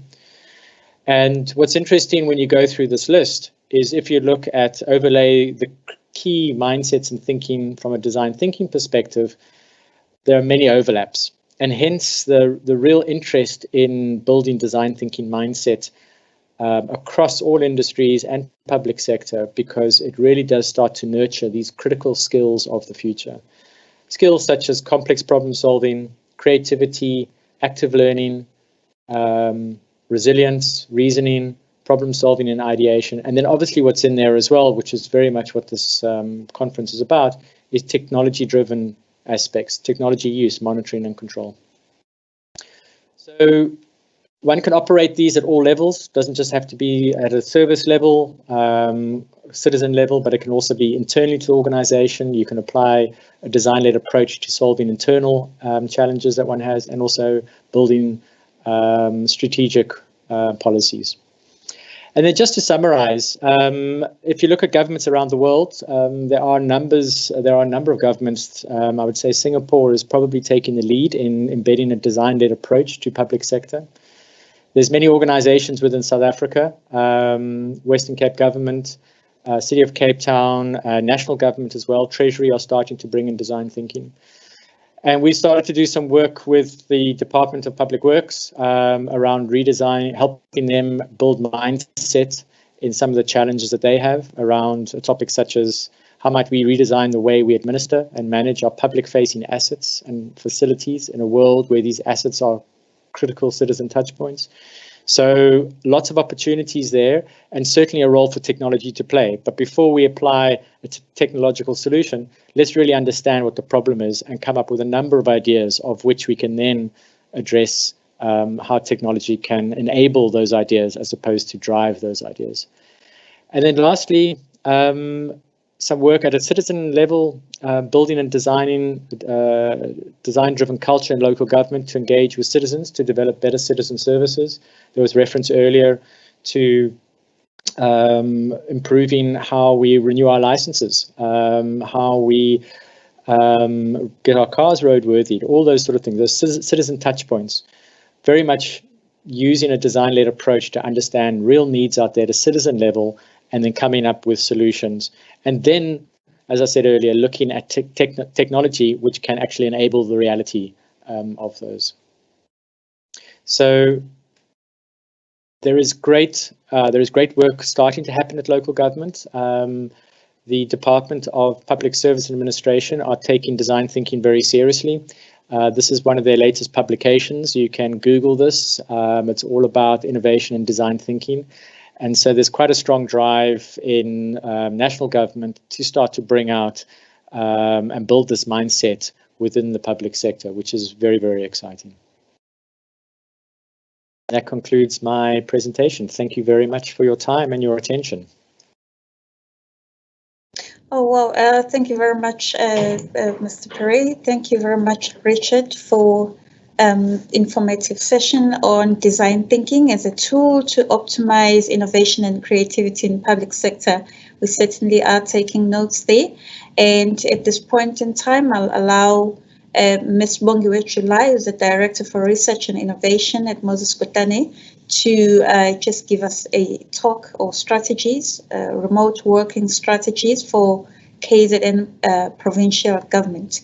We do have a question, or actually it's a comment on our chat box from Cabral Ngubane, is saying that we are a cloud-based data analytics and machine learning black-owned company that has a solution that will help local government to deliver successfully during the COVID-19, particularly in the public health sector. They have so many other things. I think this is linked now to innovation as well as public sector. And he is asking, how can we find an opportunity to showcase our solution to government? Well, Cabra, I would suggest that you approach individual departments. Usually in the government system, there is a tender process or an SCM process, but I wouldn't want to bog you down with that. I would assume that you're quite aware, but it wouldn't hurt to approach individual departments like Department of Health and ask that you pitch your solution to them. Perhaps that will assist in that regard. So I will then allow Ms. July to come in to quickly just give us the remote working strategies for KZN provincial government. Ms. July. Thank you very much, CE. Good afternoon to the MEC, the MKI board chairperson, Dr. Ngobo, the MKI CEO, Ms. Ellenson, our distinguished speakers for today, and ladies and gentlemen, and all of you who are joining us virtually.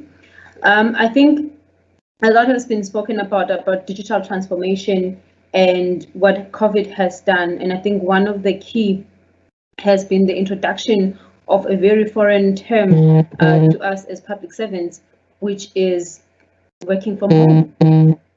What exactly is working from home is about two main things. Firstly, employees are working outside what is known as a common workplace.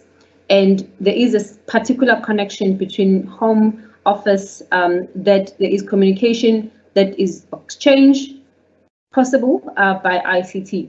Very connected to technology, very connected to decentralization of the workspace as we knew it. 2.8% of organizations worldwide made it mandatory or encouraged their employees to work from home after COVID-19 was declared. That is last year, but previously, there has been a capacity for remote work. It's called flexi jobs. And about 55% of businesses globally offered some capacity for that. And this is very interesting because most of these businesses have been private sector more so than government. So what are exactly benefits from working from home for both employees and organization? I think firstly is integration of work and caring responsibilities, especially for women.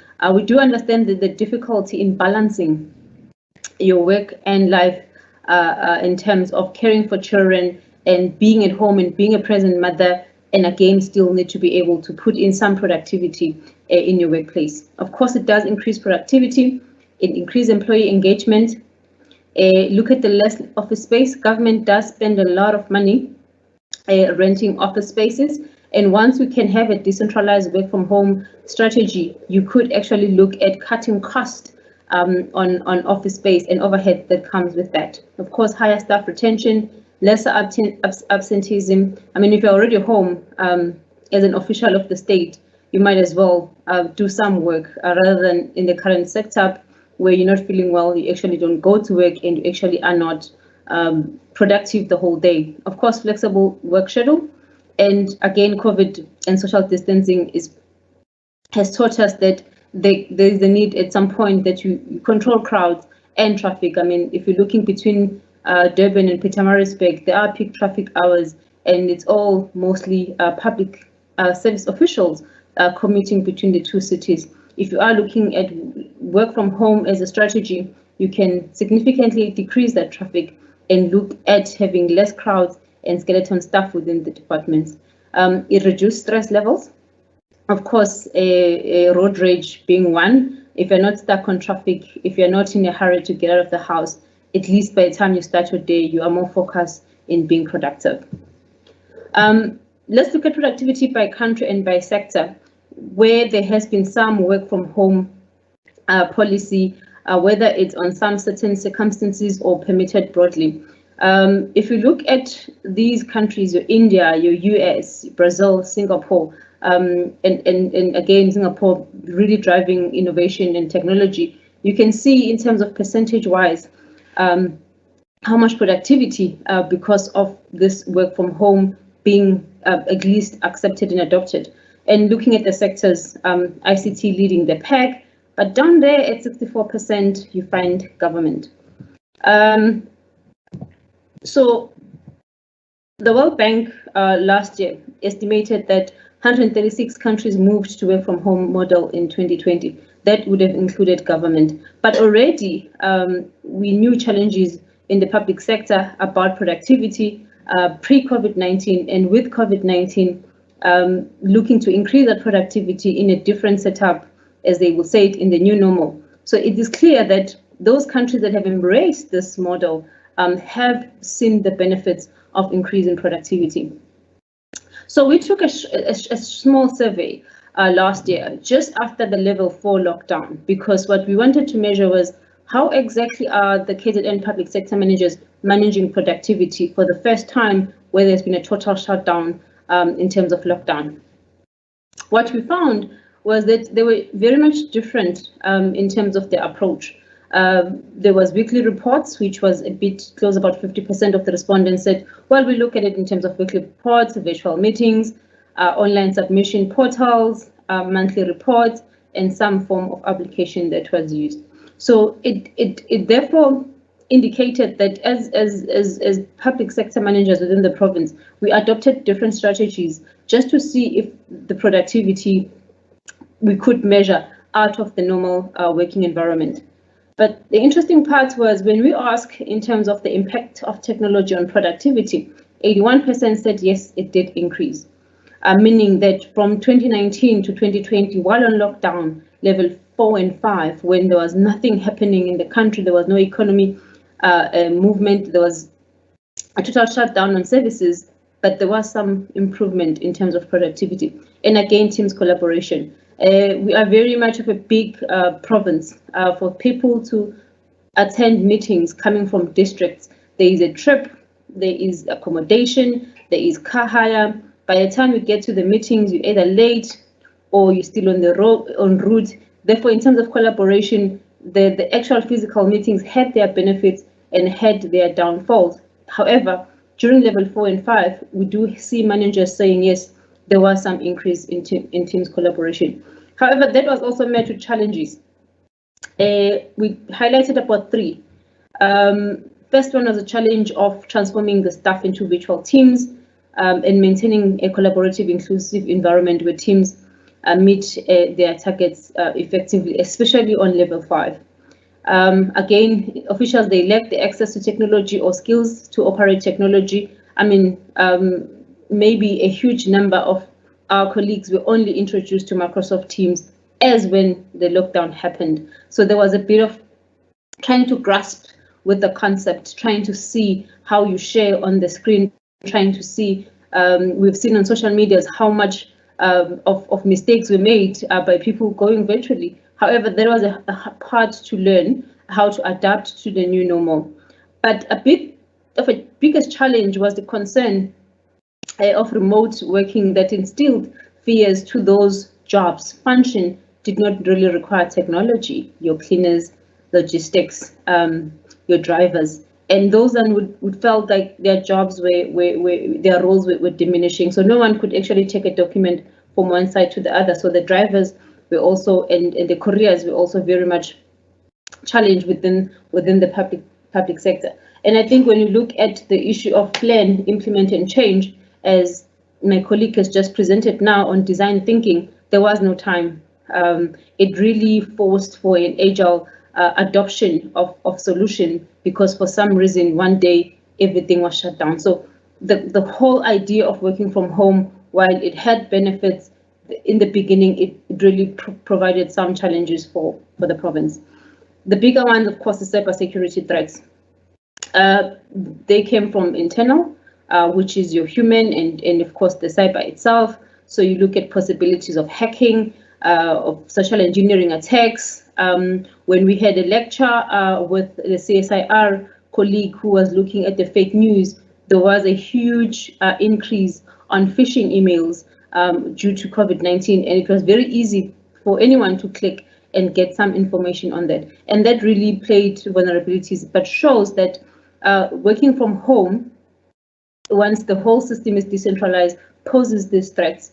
Of course, the officials themselves and the contractors are a threat, because they could be connecting on a Wi-Fi that is unsecured.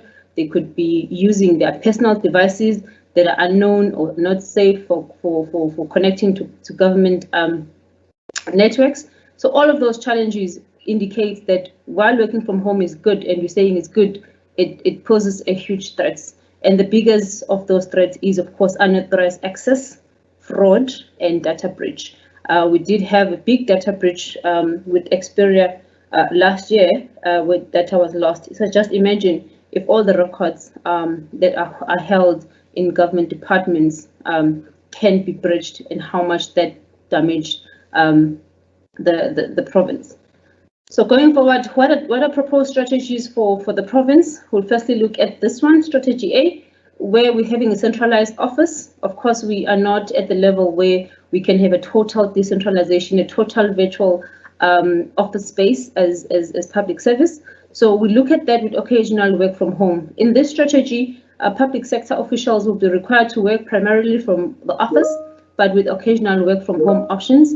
The strategy will be attractive to just about anyone, but may be especially beneficial for busy parents and those who live far away from the office. I had made an example earlier on the whole Pietermaritzburg Durban movement, that those who really stay far away from the office can benefit from this strategy. The number of remote hours will vary from department to department due to the service delivery obligations. So not everybody can literally stay at home, because there is a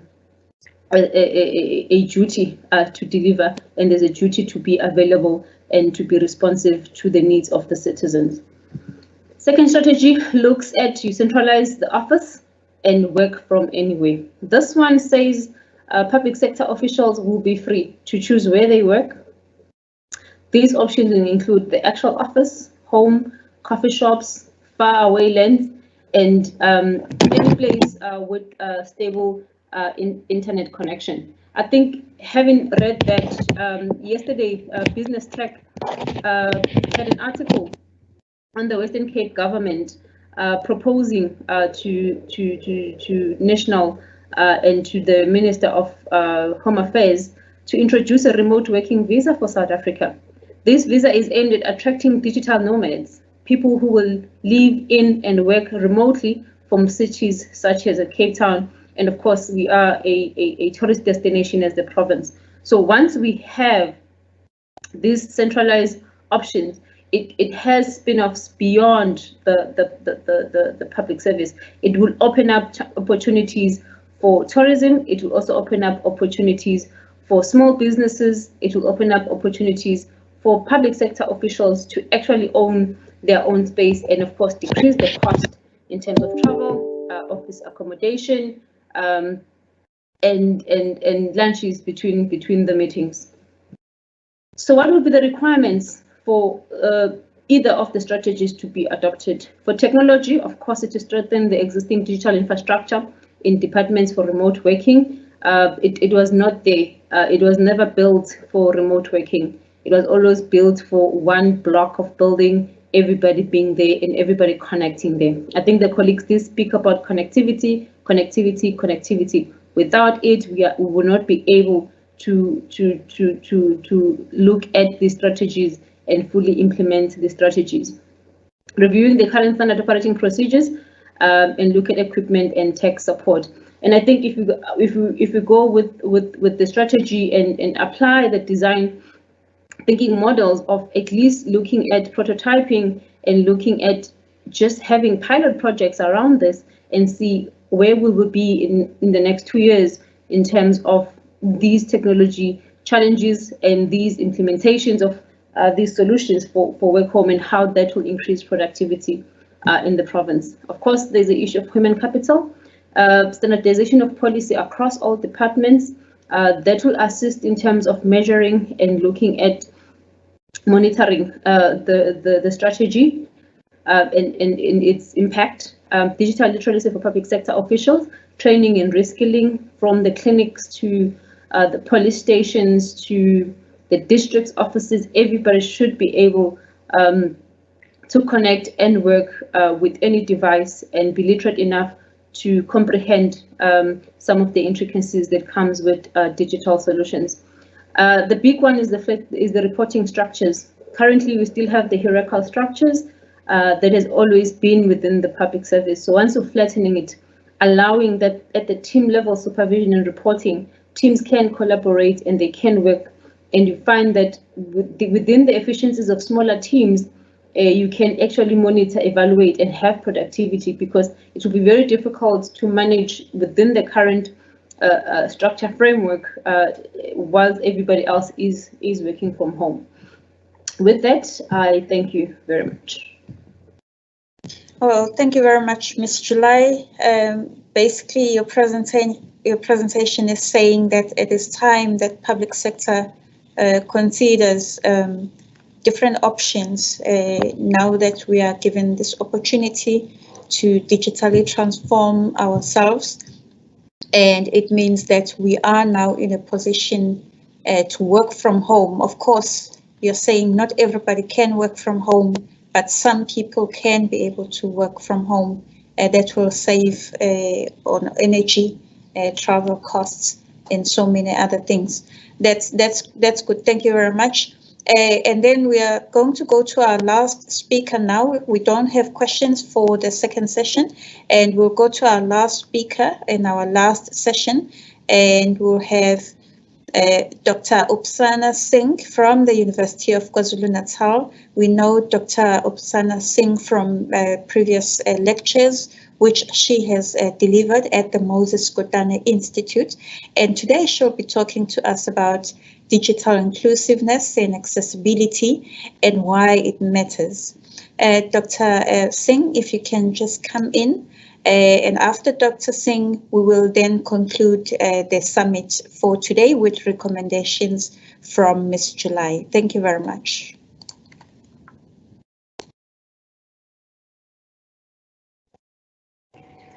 Thank you for that introduction. Good afternoon, everyone. My greetings to the MEC, to the MKI team, all protocols observed, and to all my dear friends and colleagues. Thank you once again for hosting me and for having me at your session today. They say that it's usually the best, save the best for last, so I'm hoping that my presentation is going to be well received, being the last speaker for today. The topic of the presentation is digital inclusiveness and accessibility, and why does it matter? I think there's a lot of focus these days on the concept of digital divide, digital literacy, and so on. So let's start with that. We know that technology has become ubiquitous in our daily lives, whether we use it just in terms of a mobile phone to connect with people, whether we use it for learning purposes, whether we use it for commercial transactions, or as the previous speaker spoke about, in terms of using it for maybe working from home in the current situation that we're in. And as a result of the ubiquity of technology, all of us need to know how to use this technology, and that simply means we need to have some form of digital literacy in order to participate in various sectors of society. We know that the digital divide refers to the gap between those who have access to technology and the internet and those who don't have access to it. Now more than ever, universal access is important. We know that the internet has increasingly become embedded in all our lives. We've seen during this COVID pandemic how many of us have had to transition to the online environment, not just for work purposes, but even for our own household routines. So shopping, for example, paying of bills, everything had to be moved to a digital platform in order for us to move ahead during this pandemic. Therefore, we know that digital literacy is essential for everyone. Why is the internet so important to everyone? And this is based on an article which I found on the internet about the concept of digital inclusion. And as you can see from this infographic, which is broken down into 4 pieces, you can see that the internet is important in every aspect of society, whether it's in your work, for those of us who've had to start working from home, whether it's in the economy, whether it's in the government sector, whether it's in education and even the health sector. But why is everybody not adopting the internet, or why is everybody not connected to each other?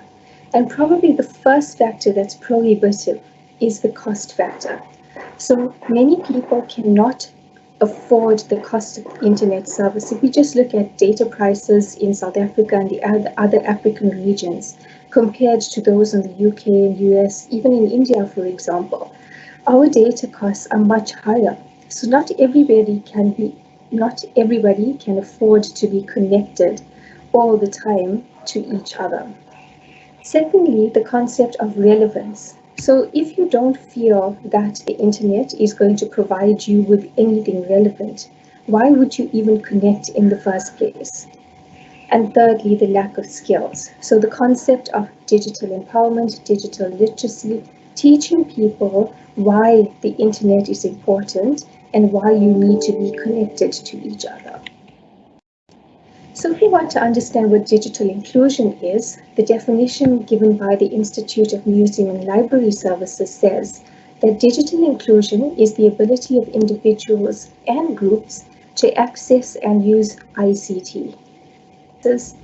And more importantly is the concept of awareness and training for the use of these digital devices effectively and for them to become part of your day-to-day activities.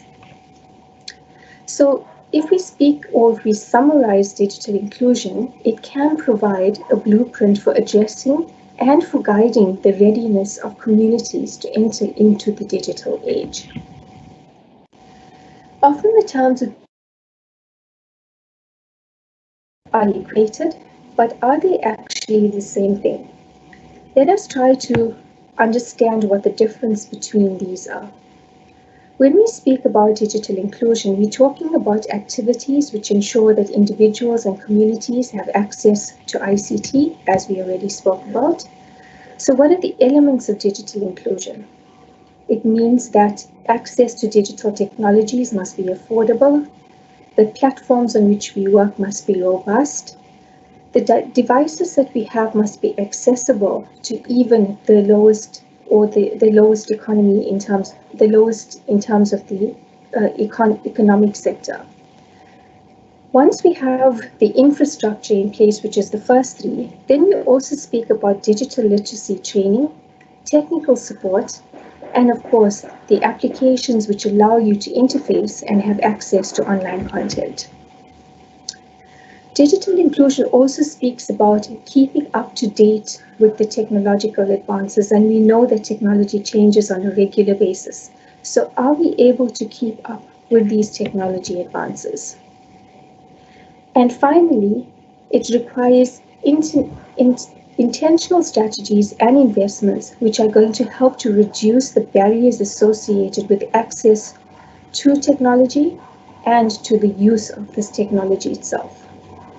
Now, this has been quite a broad definition of digital inclusion. What is digital equity then? Digital equity, on the other hand, looks at the condition in which individuals, as well as communities, have the capacity to use this technology to participate in various social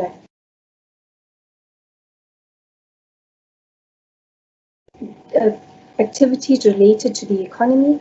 It could also be just civil and cultural activities associated with different communities and different groups of people. Digital equity also means that people have access to lifelong learning and they also have access to essential services.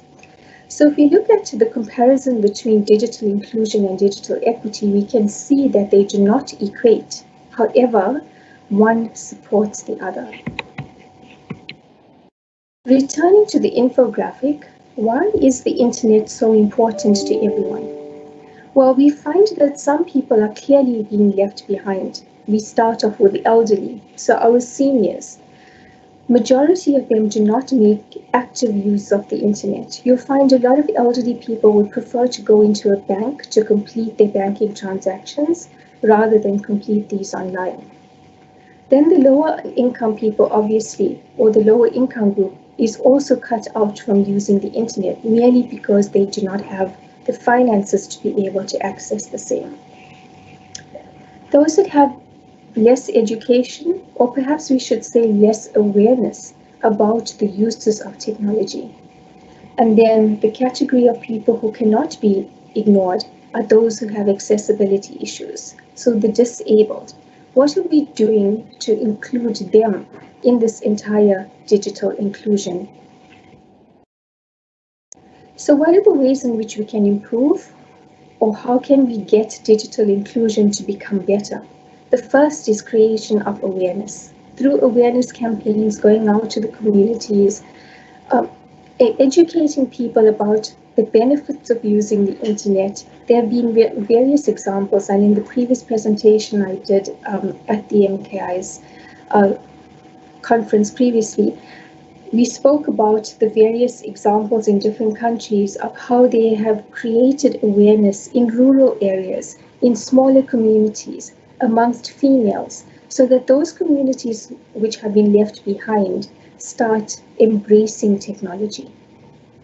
To overcome the cost factor associated with using the internet, looking at ways in which partnerships can be developed in order to reduce the cost associated, so providing discounted access.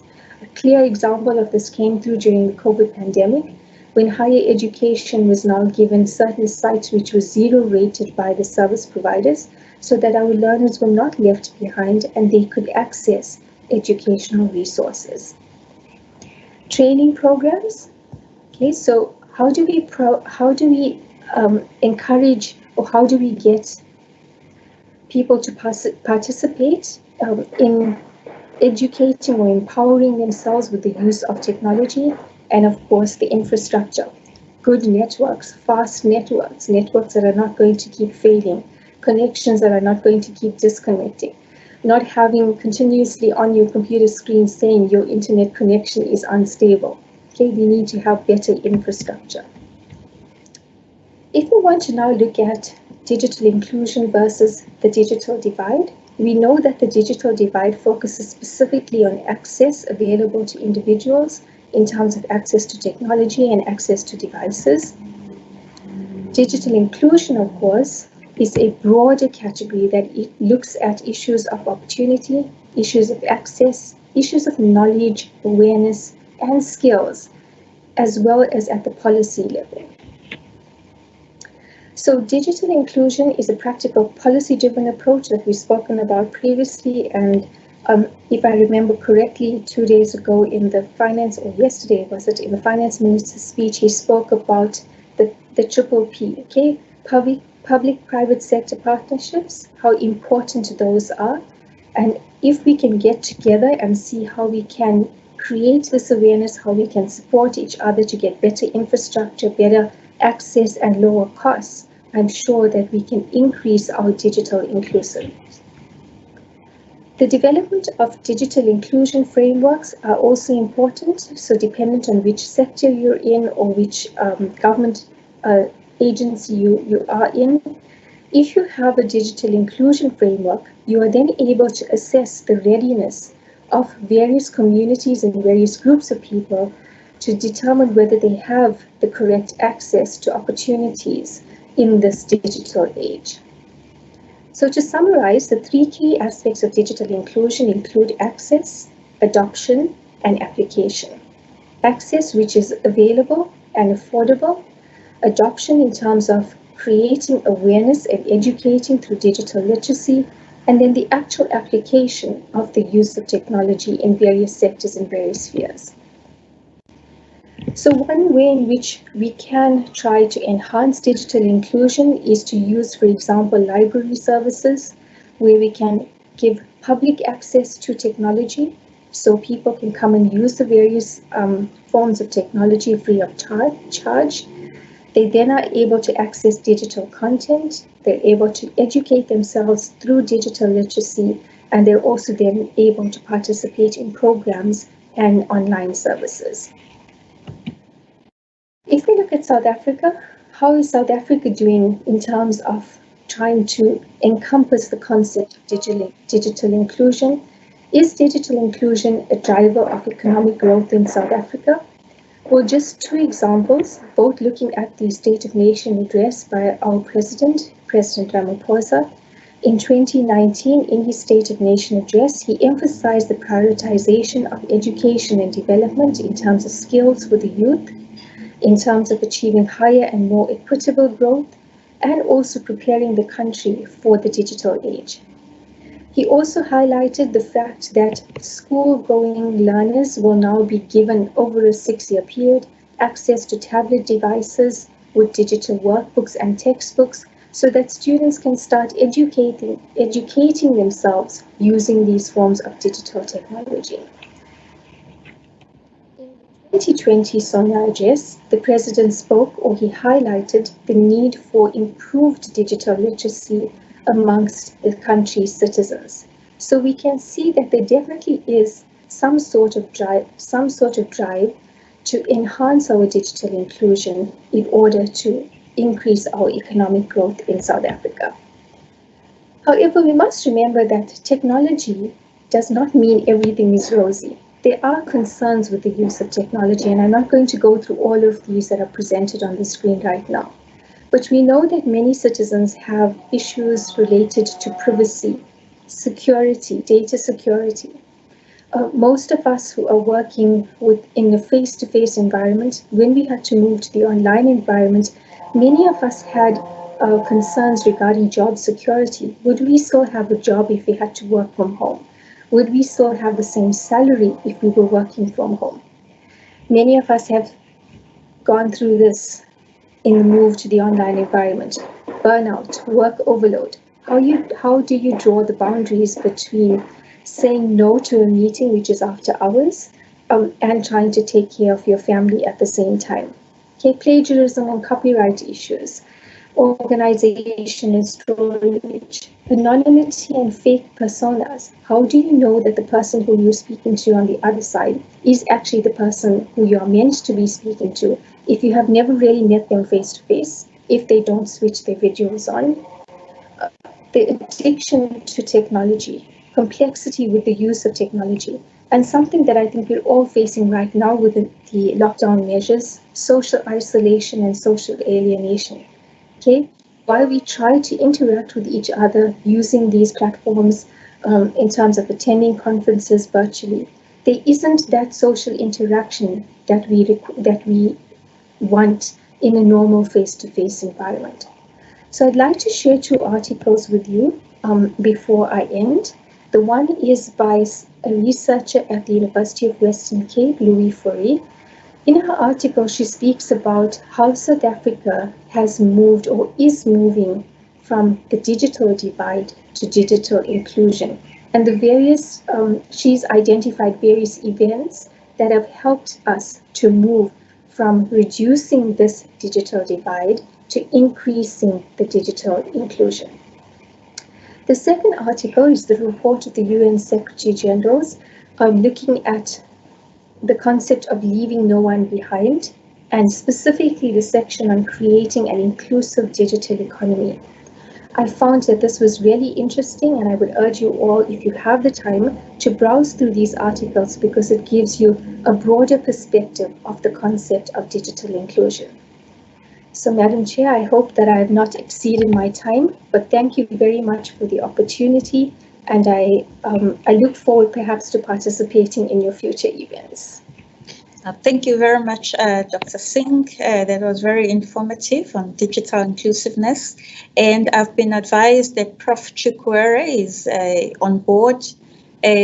Before I close, may I just give Prof. Chukwere an opportunity then to address us on digital accessibility. We've just heard about digital inclusiveness and accessibility, but then again, we have now challenges and opportunities for rural areas in as far as digital accessibility is concerned. Prof.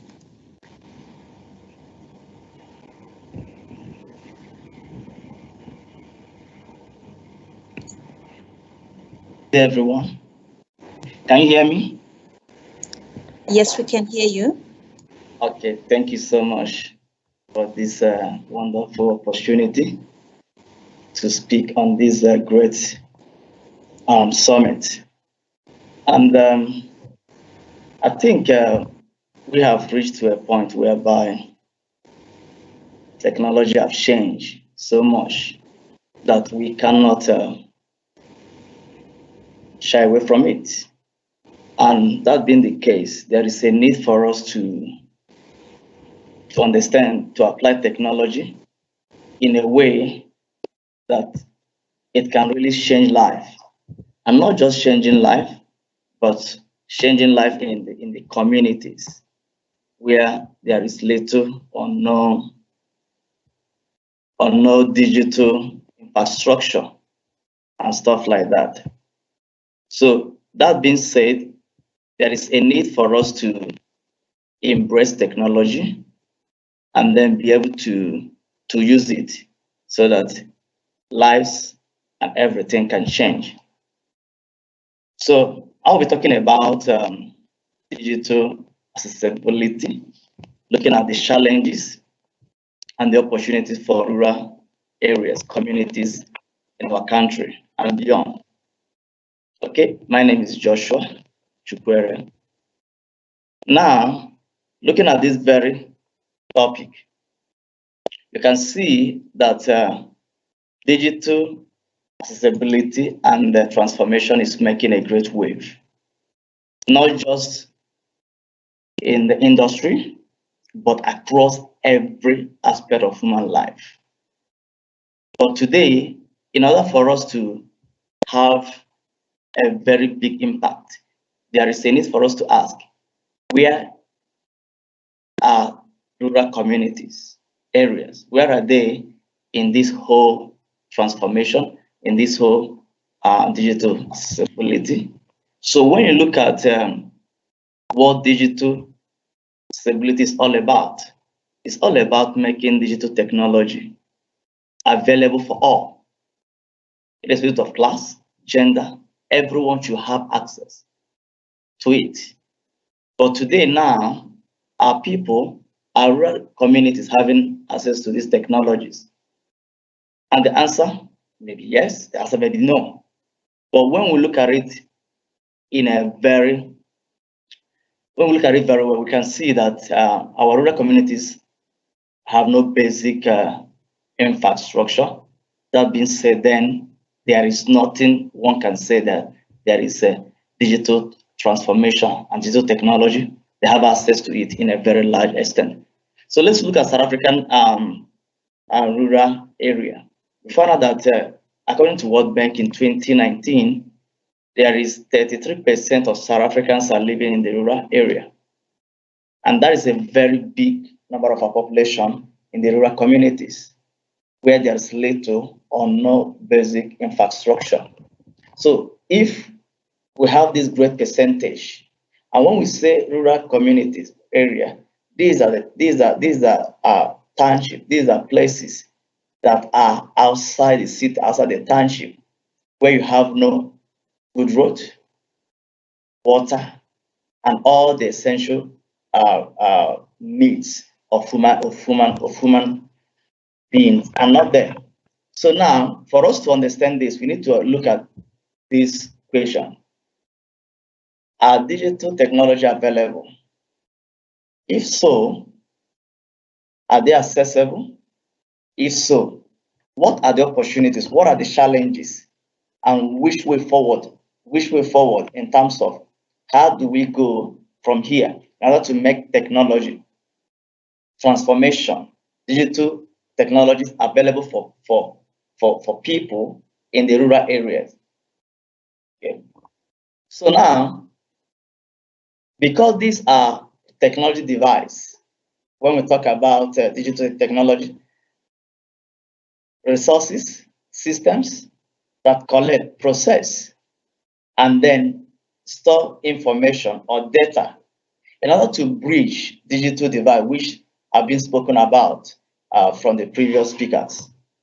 And now, for this digital divide to be eradicated or to be taken away, there is a need for us to have a digital disruption, which we are seeing today in our world.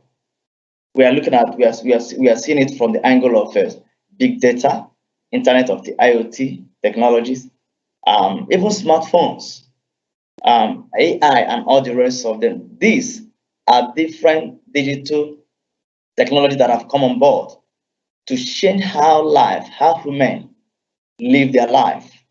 And all these things are making life more better for the people, for the communities, but the rural communities are somehow being left out.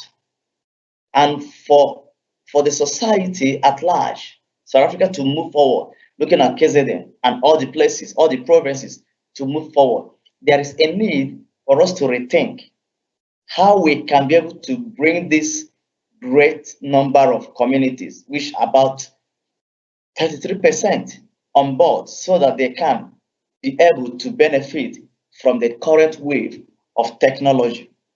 Because at the end of the day, when we are able to address this digital divide, bringing in digital disruption and all the rest of them, making it accessible, we find out that it's going to increase decision making in the society, decision making from the government, from the private sectors, and all the rest of them.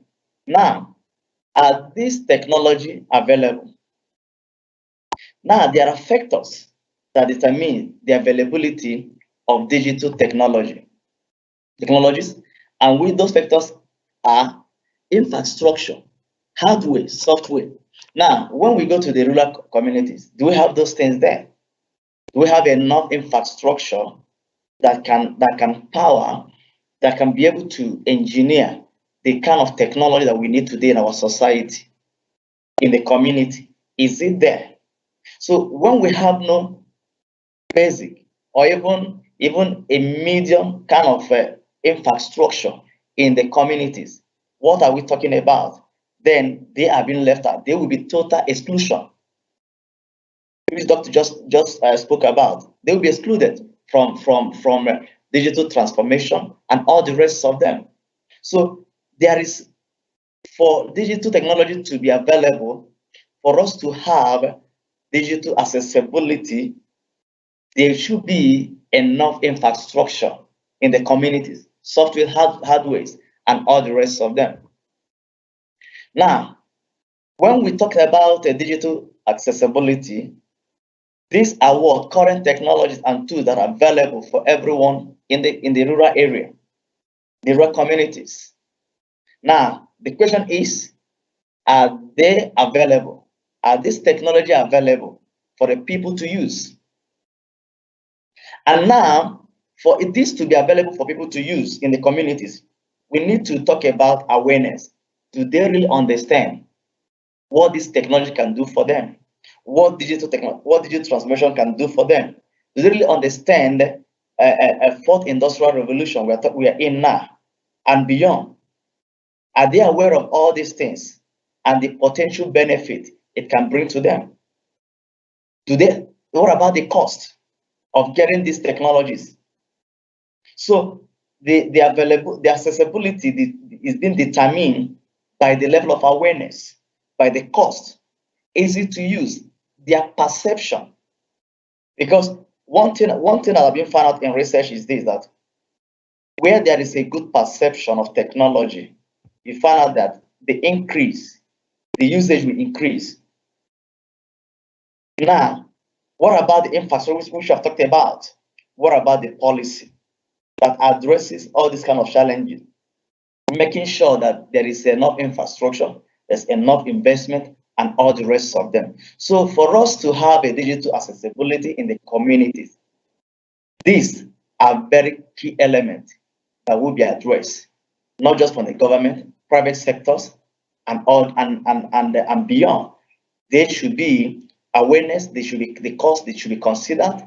How do we bring down the cost of getting these technologies for them to be able to? And today now, what COVID have done to us is that it have made it obvious the need for digital accessibility to be accelerated, so that what people in the communities, people in the rural areas can have access to these things, so they can have an equal opportunity, an equal life with people in the cities and in the towns.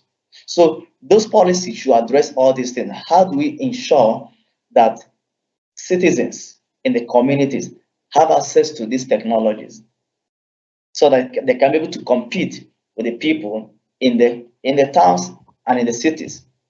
So the opportunities that lies with digital accessibilities are very enormous.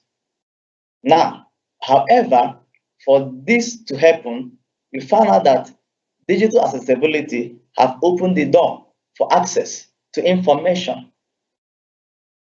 which goes with opportunity that comes with that very access. Now, access to what? To education. Since last 2020, when we first had the first lockdown, we found out that everyone was indoor, but life continued. But we found out that people in the communities who have little or no access to all these things, they were hard hit with the effect of COVID. But when there is digital accessibility, we found out that they will have access to education, whether primary, whether secondary, whether tertiary, there is there. Government information, employment, health, and not just that, having access to the world at large, which comes with a lot of opportunity that comes with open, equal access to communication. They're going to share data, resources, content with the rest of the world, and also participate in the current digital society we're in now, which got to do with active participation and effective participation. That is very great. And all these things are what people in the towns and in the cities are benefiting. Now, that exclusion will not be there, rather there will be inclusivity of technology for everyone in the society. However, for this opportunity to be addressed, we need to understand there are challenges it comes with. Now, what are the challenges that is facing current digital accessibility, which we have talked about, things that can be addressed? Now, the things that comes on board, there is a need for awareness. There's lack of awareness in the communities, what technology can do. They hear about AI, big data, and all the rest, but they don't know about these things, how they can benefit, how they can maximize the opportunity that lies with all these technologies that are coming up, many technologies. So there is limited or even lack of resources. Infrastructure is not there.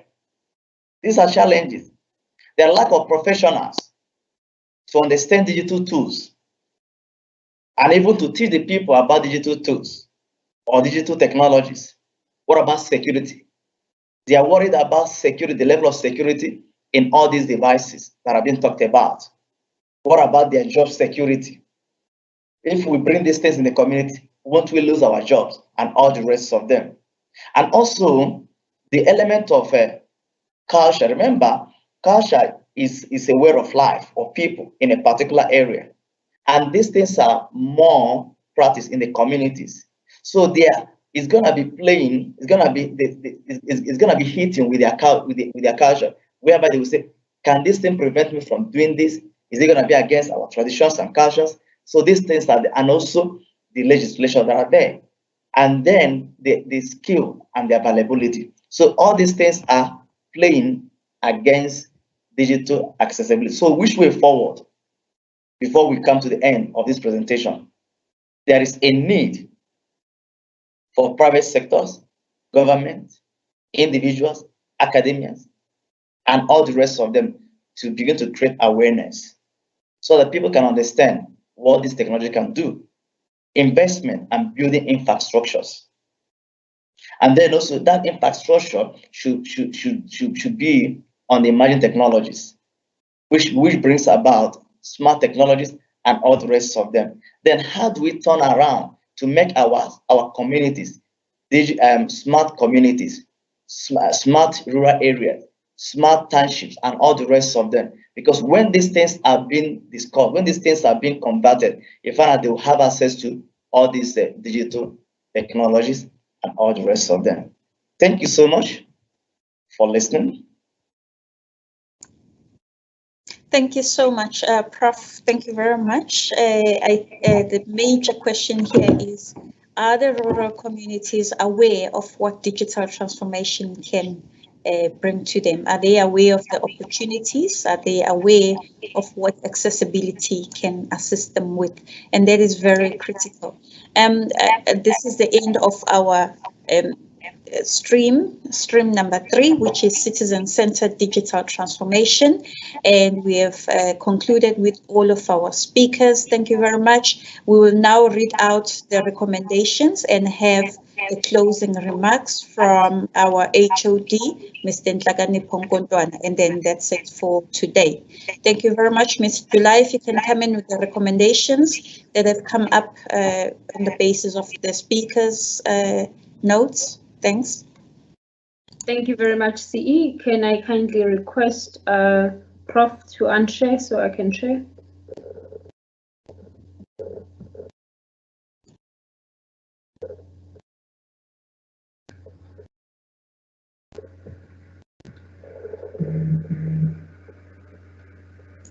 We can see your screen, July, on the recommendations.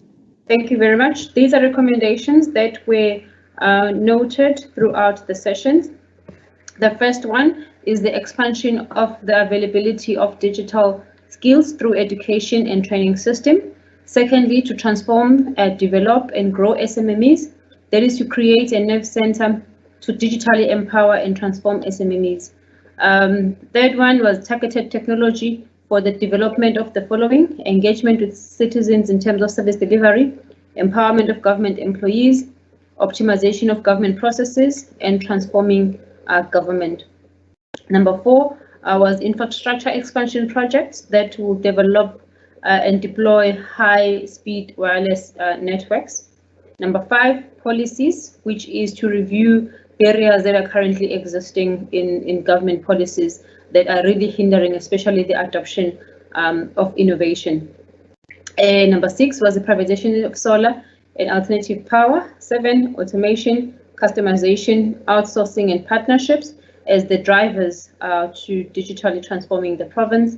Number 8, to facilitate transparency, competitiveness through a multi-stakeholder involvement, communities involvement both within urban and rural communities. Number 9 was to raise awareness on digital technologies and the need for digital skills. I think that's the last presentation that was really pushing on, if you don't know, then you don't know. So hence raising awareness on that. Number 10 is promote access to digital technologies, which again was across. And number 11 is to take advantage of ocean's economy, so to move the traffic from the road to the ocean. Thank you very much. There you go. Thank you. There you go, ladies and gentlemen. We have 11 recommendations coming out of this summit. And on that note, may I request then HOD Ntlagane Pongontwana to close the summit for us.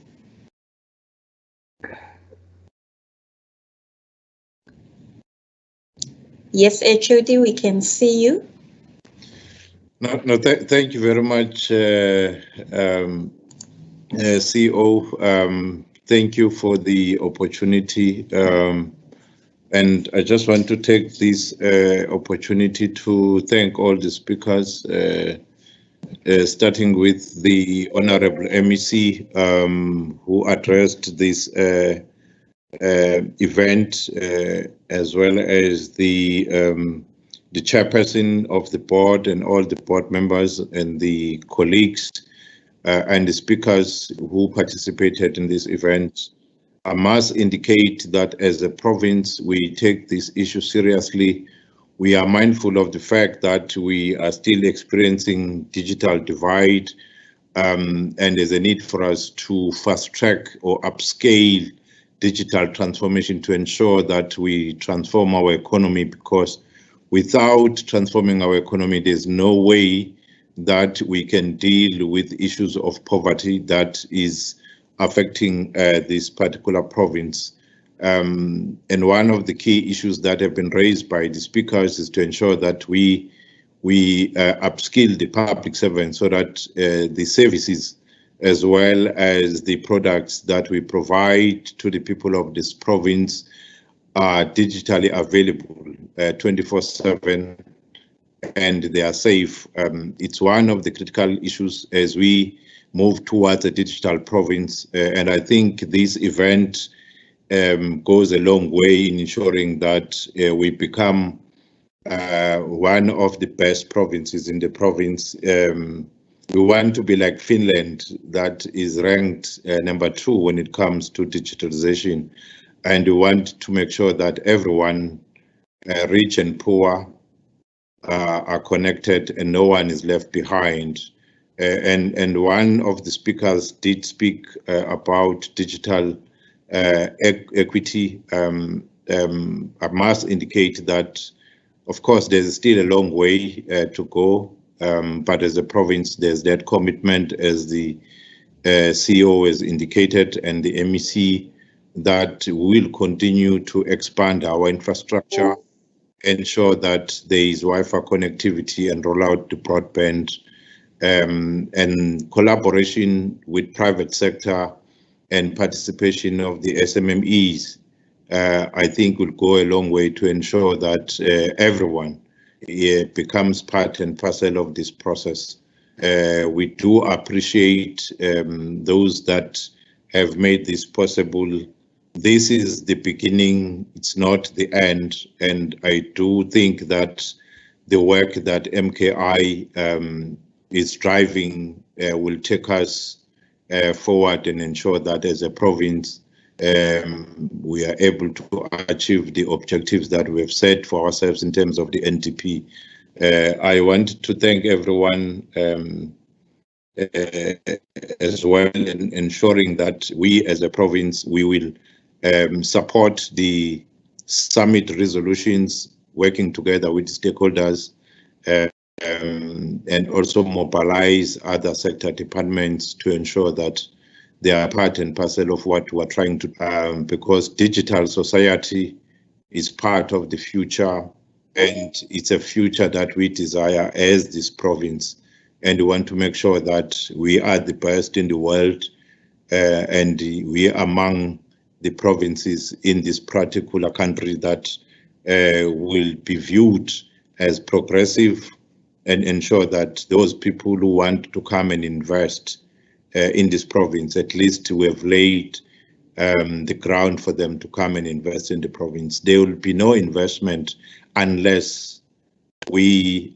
invest in the infrastructure on technologies, and we are calling upon all those that are still watching or outside to come and work together with us and partner with us. And we wish the MKI well as they drive this program, and our MEC as a leader will continue giving us the directions under the leadership of Honorable Premier, and we hope that we'll be able to achieve what is encapsulated in the NTP. And I just want to thank the board, thank the CEO and the colleagues and the partners and everyone who has participated and who's making meaningful contribution. We will listen because we're a listening government, and ensure that we turn around this particular province to be the best, and ensure that no one is left behind, because we want to be part of the future. Thank you very much. Oh, well, thank you very much, HOD. This is HOD Mr. Nhlakanipho Mkontwana. Thank you very much for your warm closing remarks. And at this point in time, I would like to declare the summit closed. Thank you very much, ladies and gentlemen, for your attendance. Thank you. Thank you, CEO and colleagues. Thank you.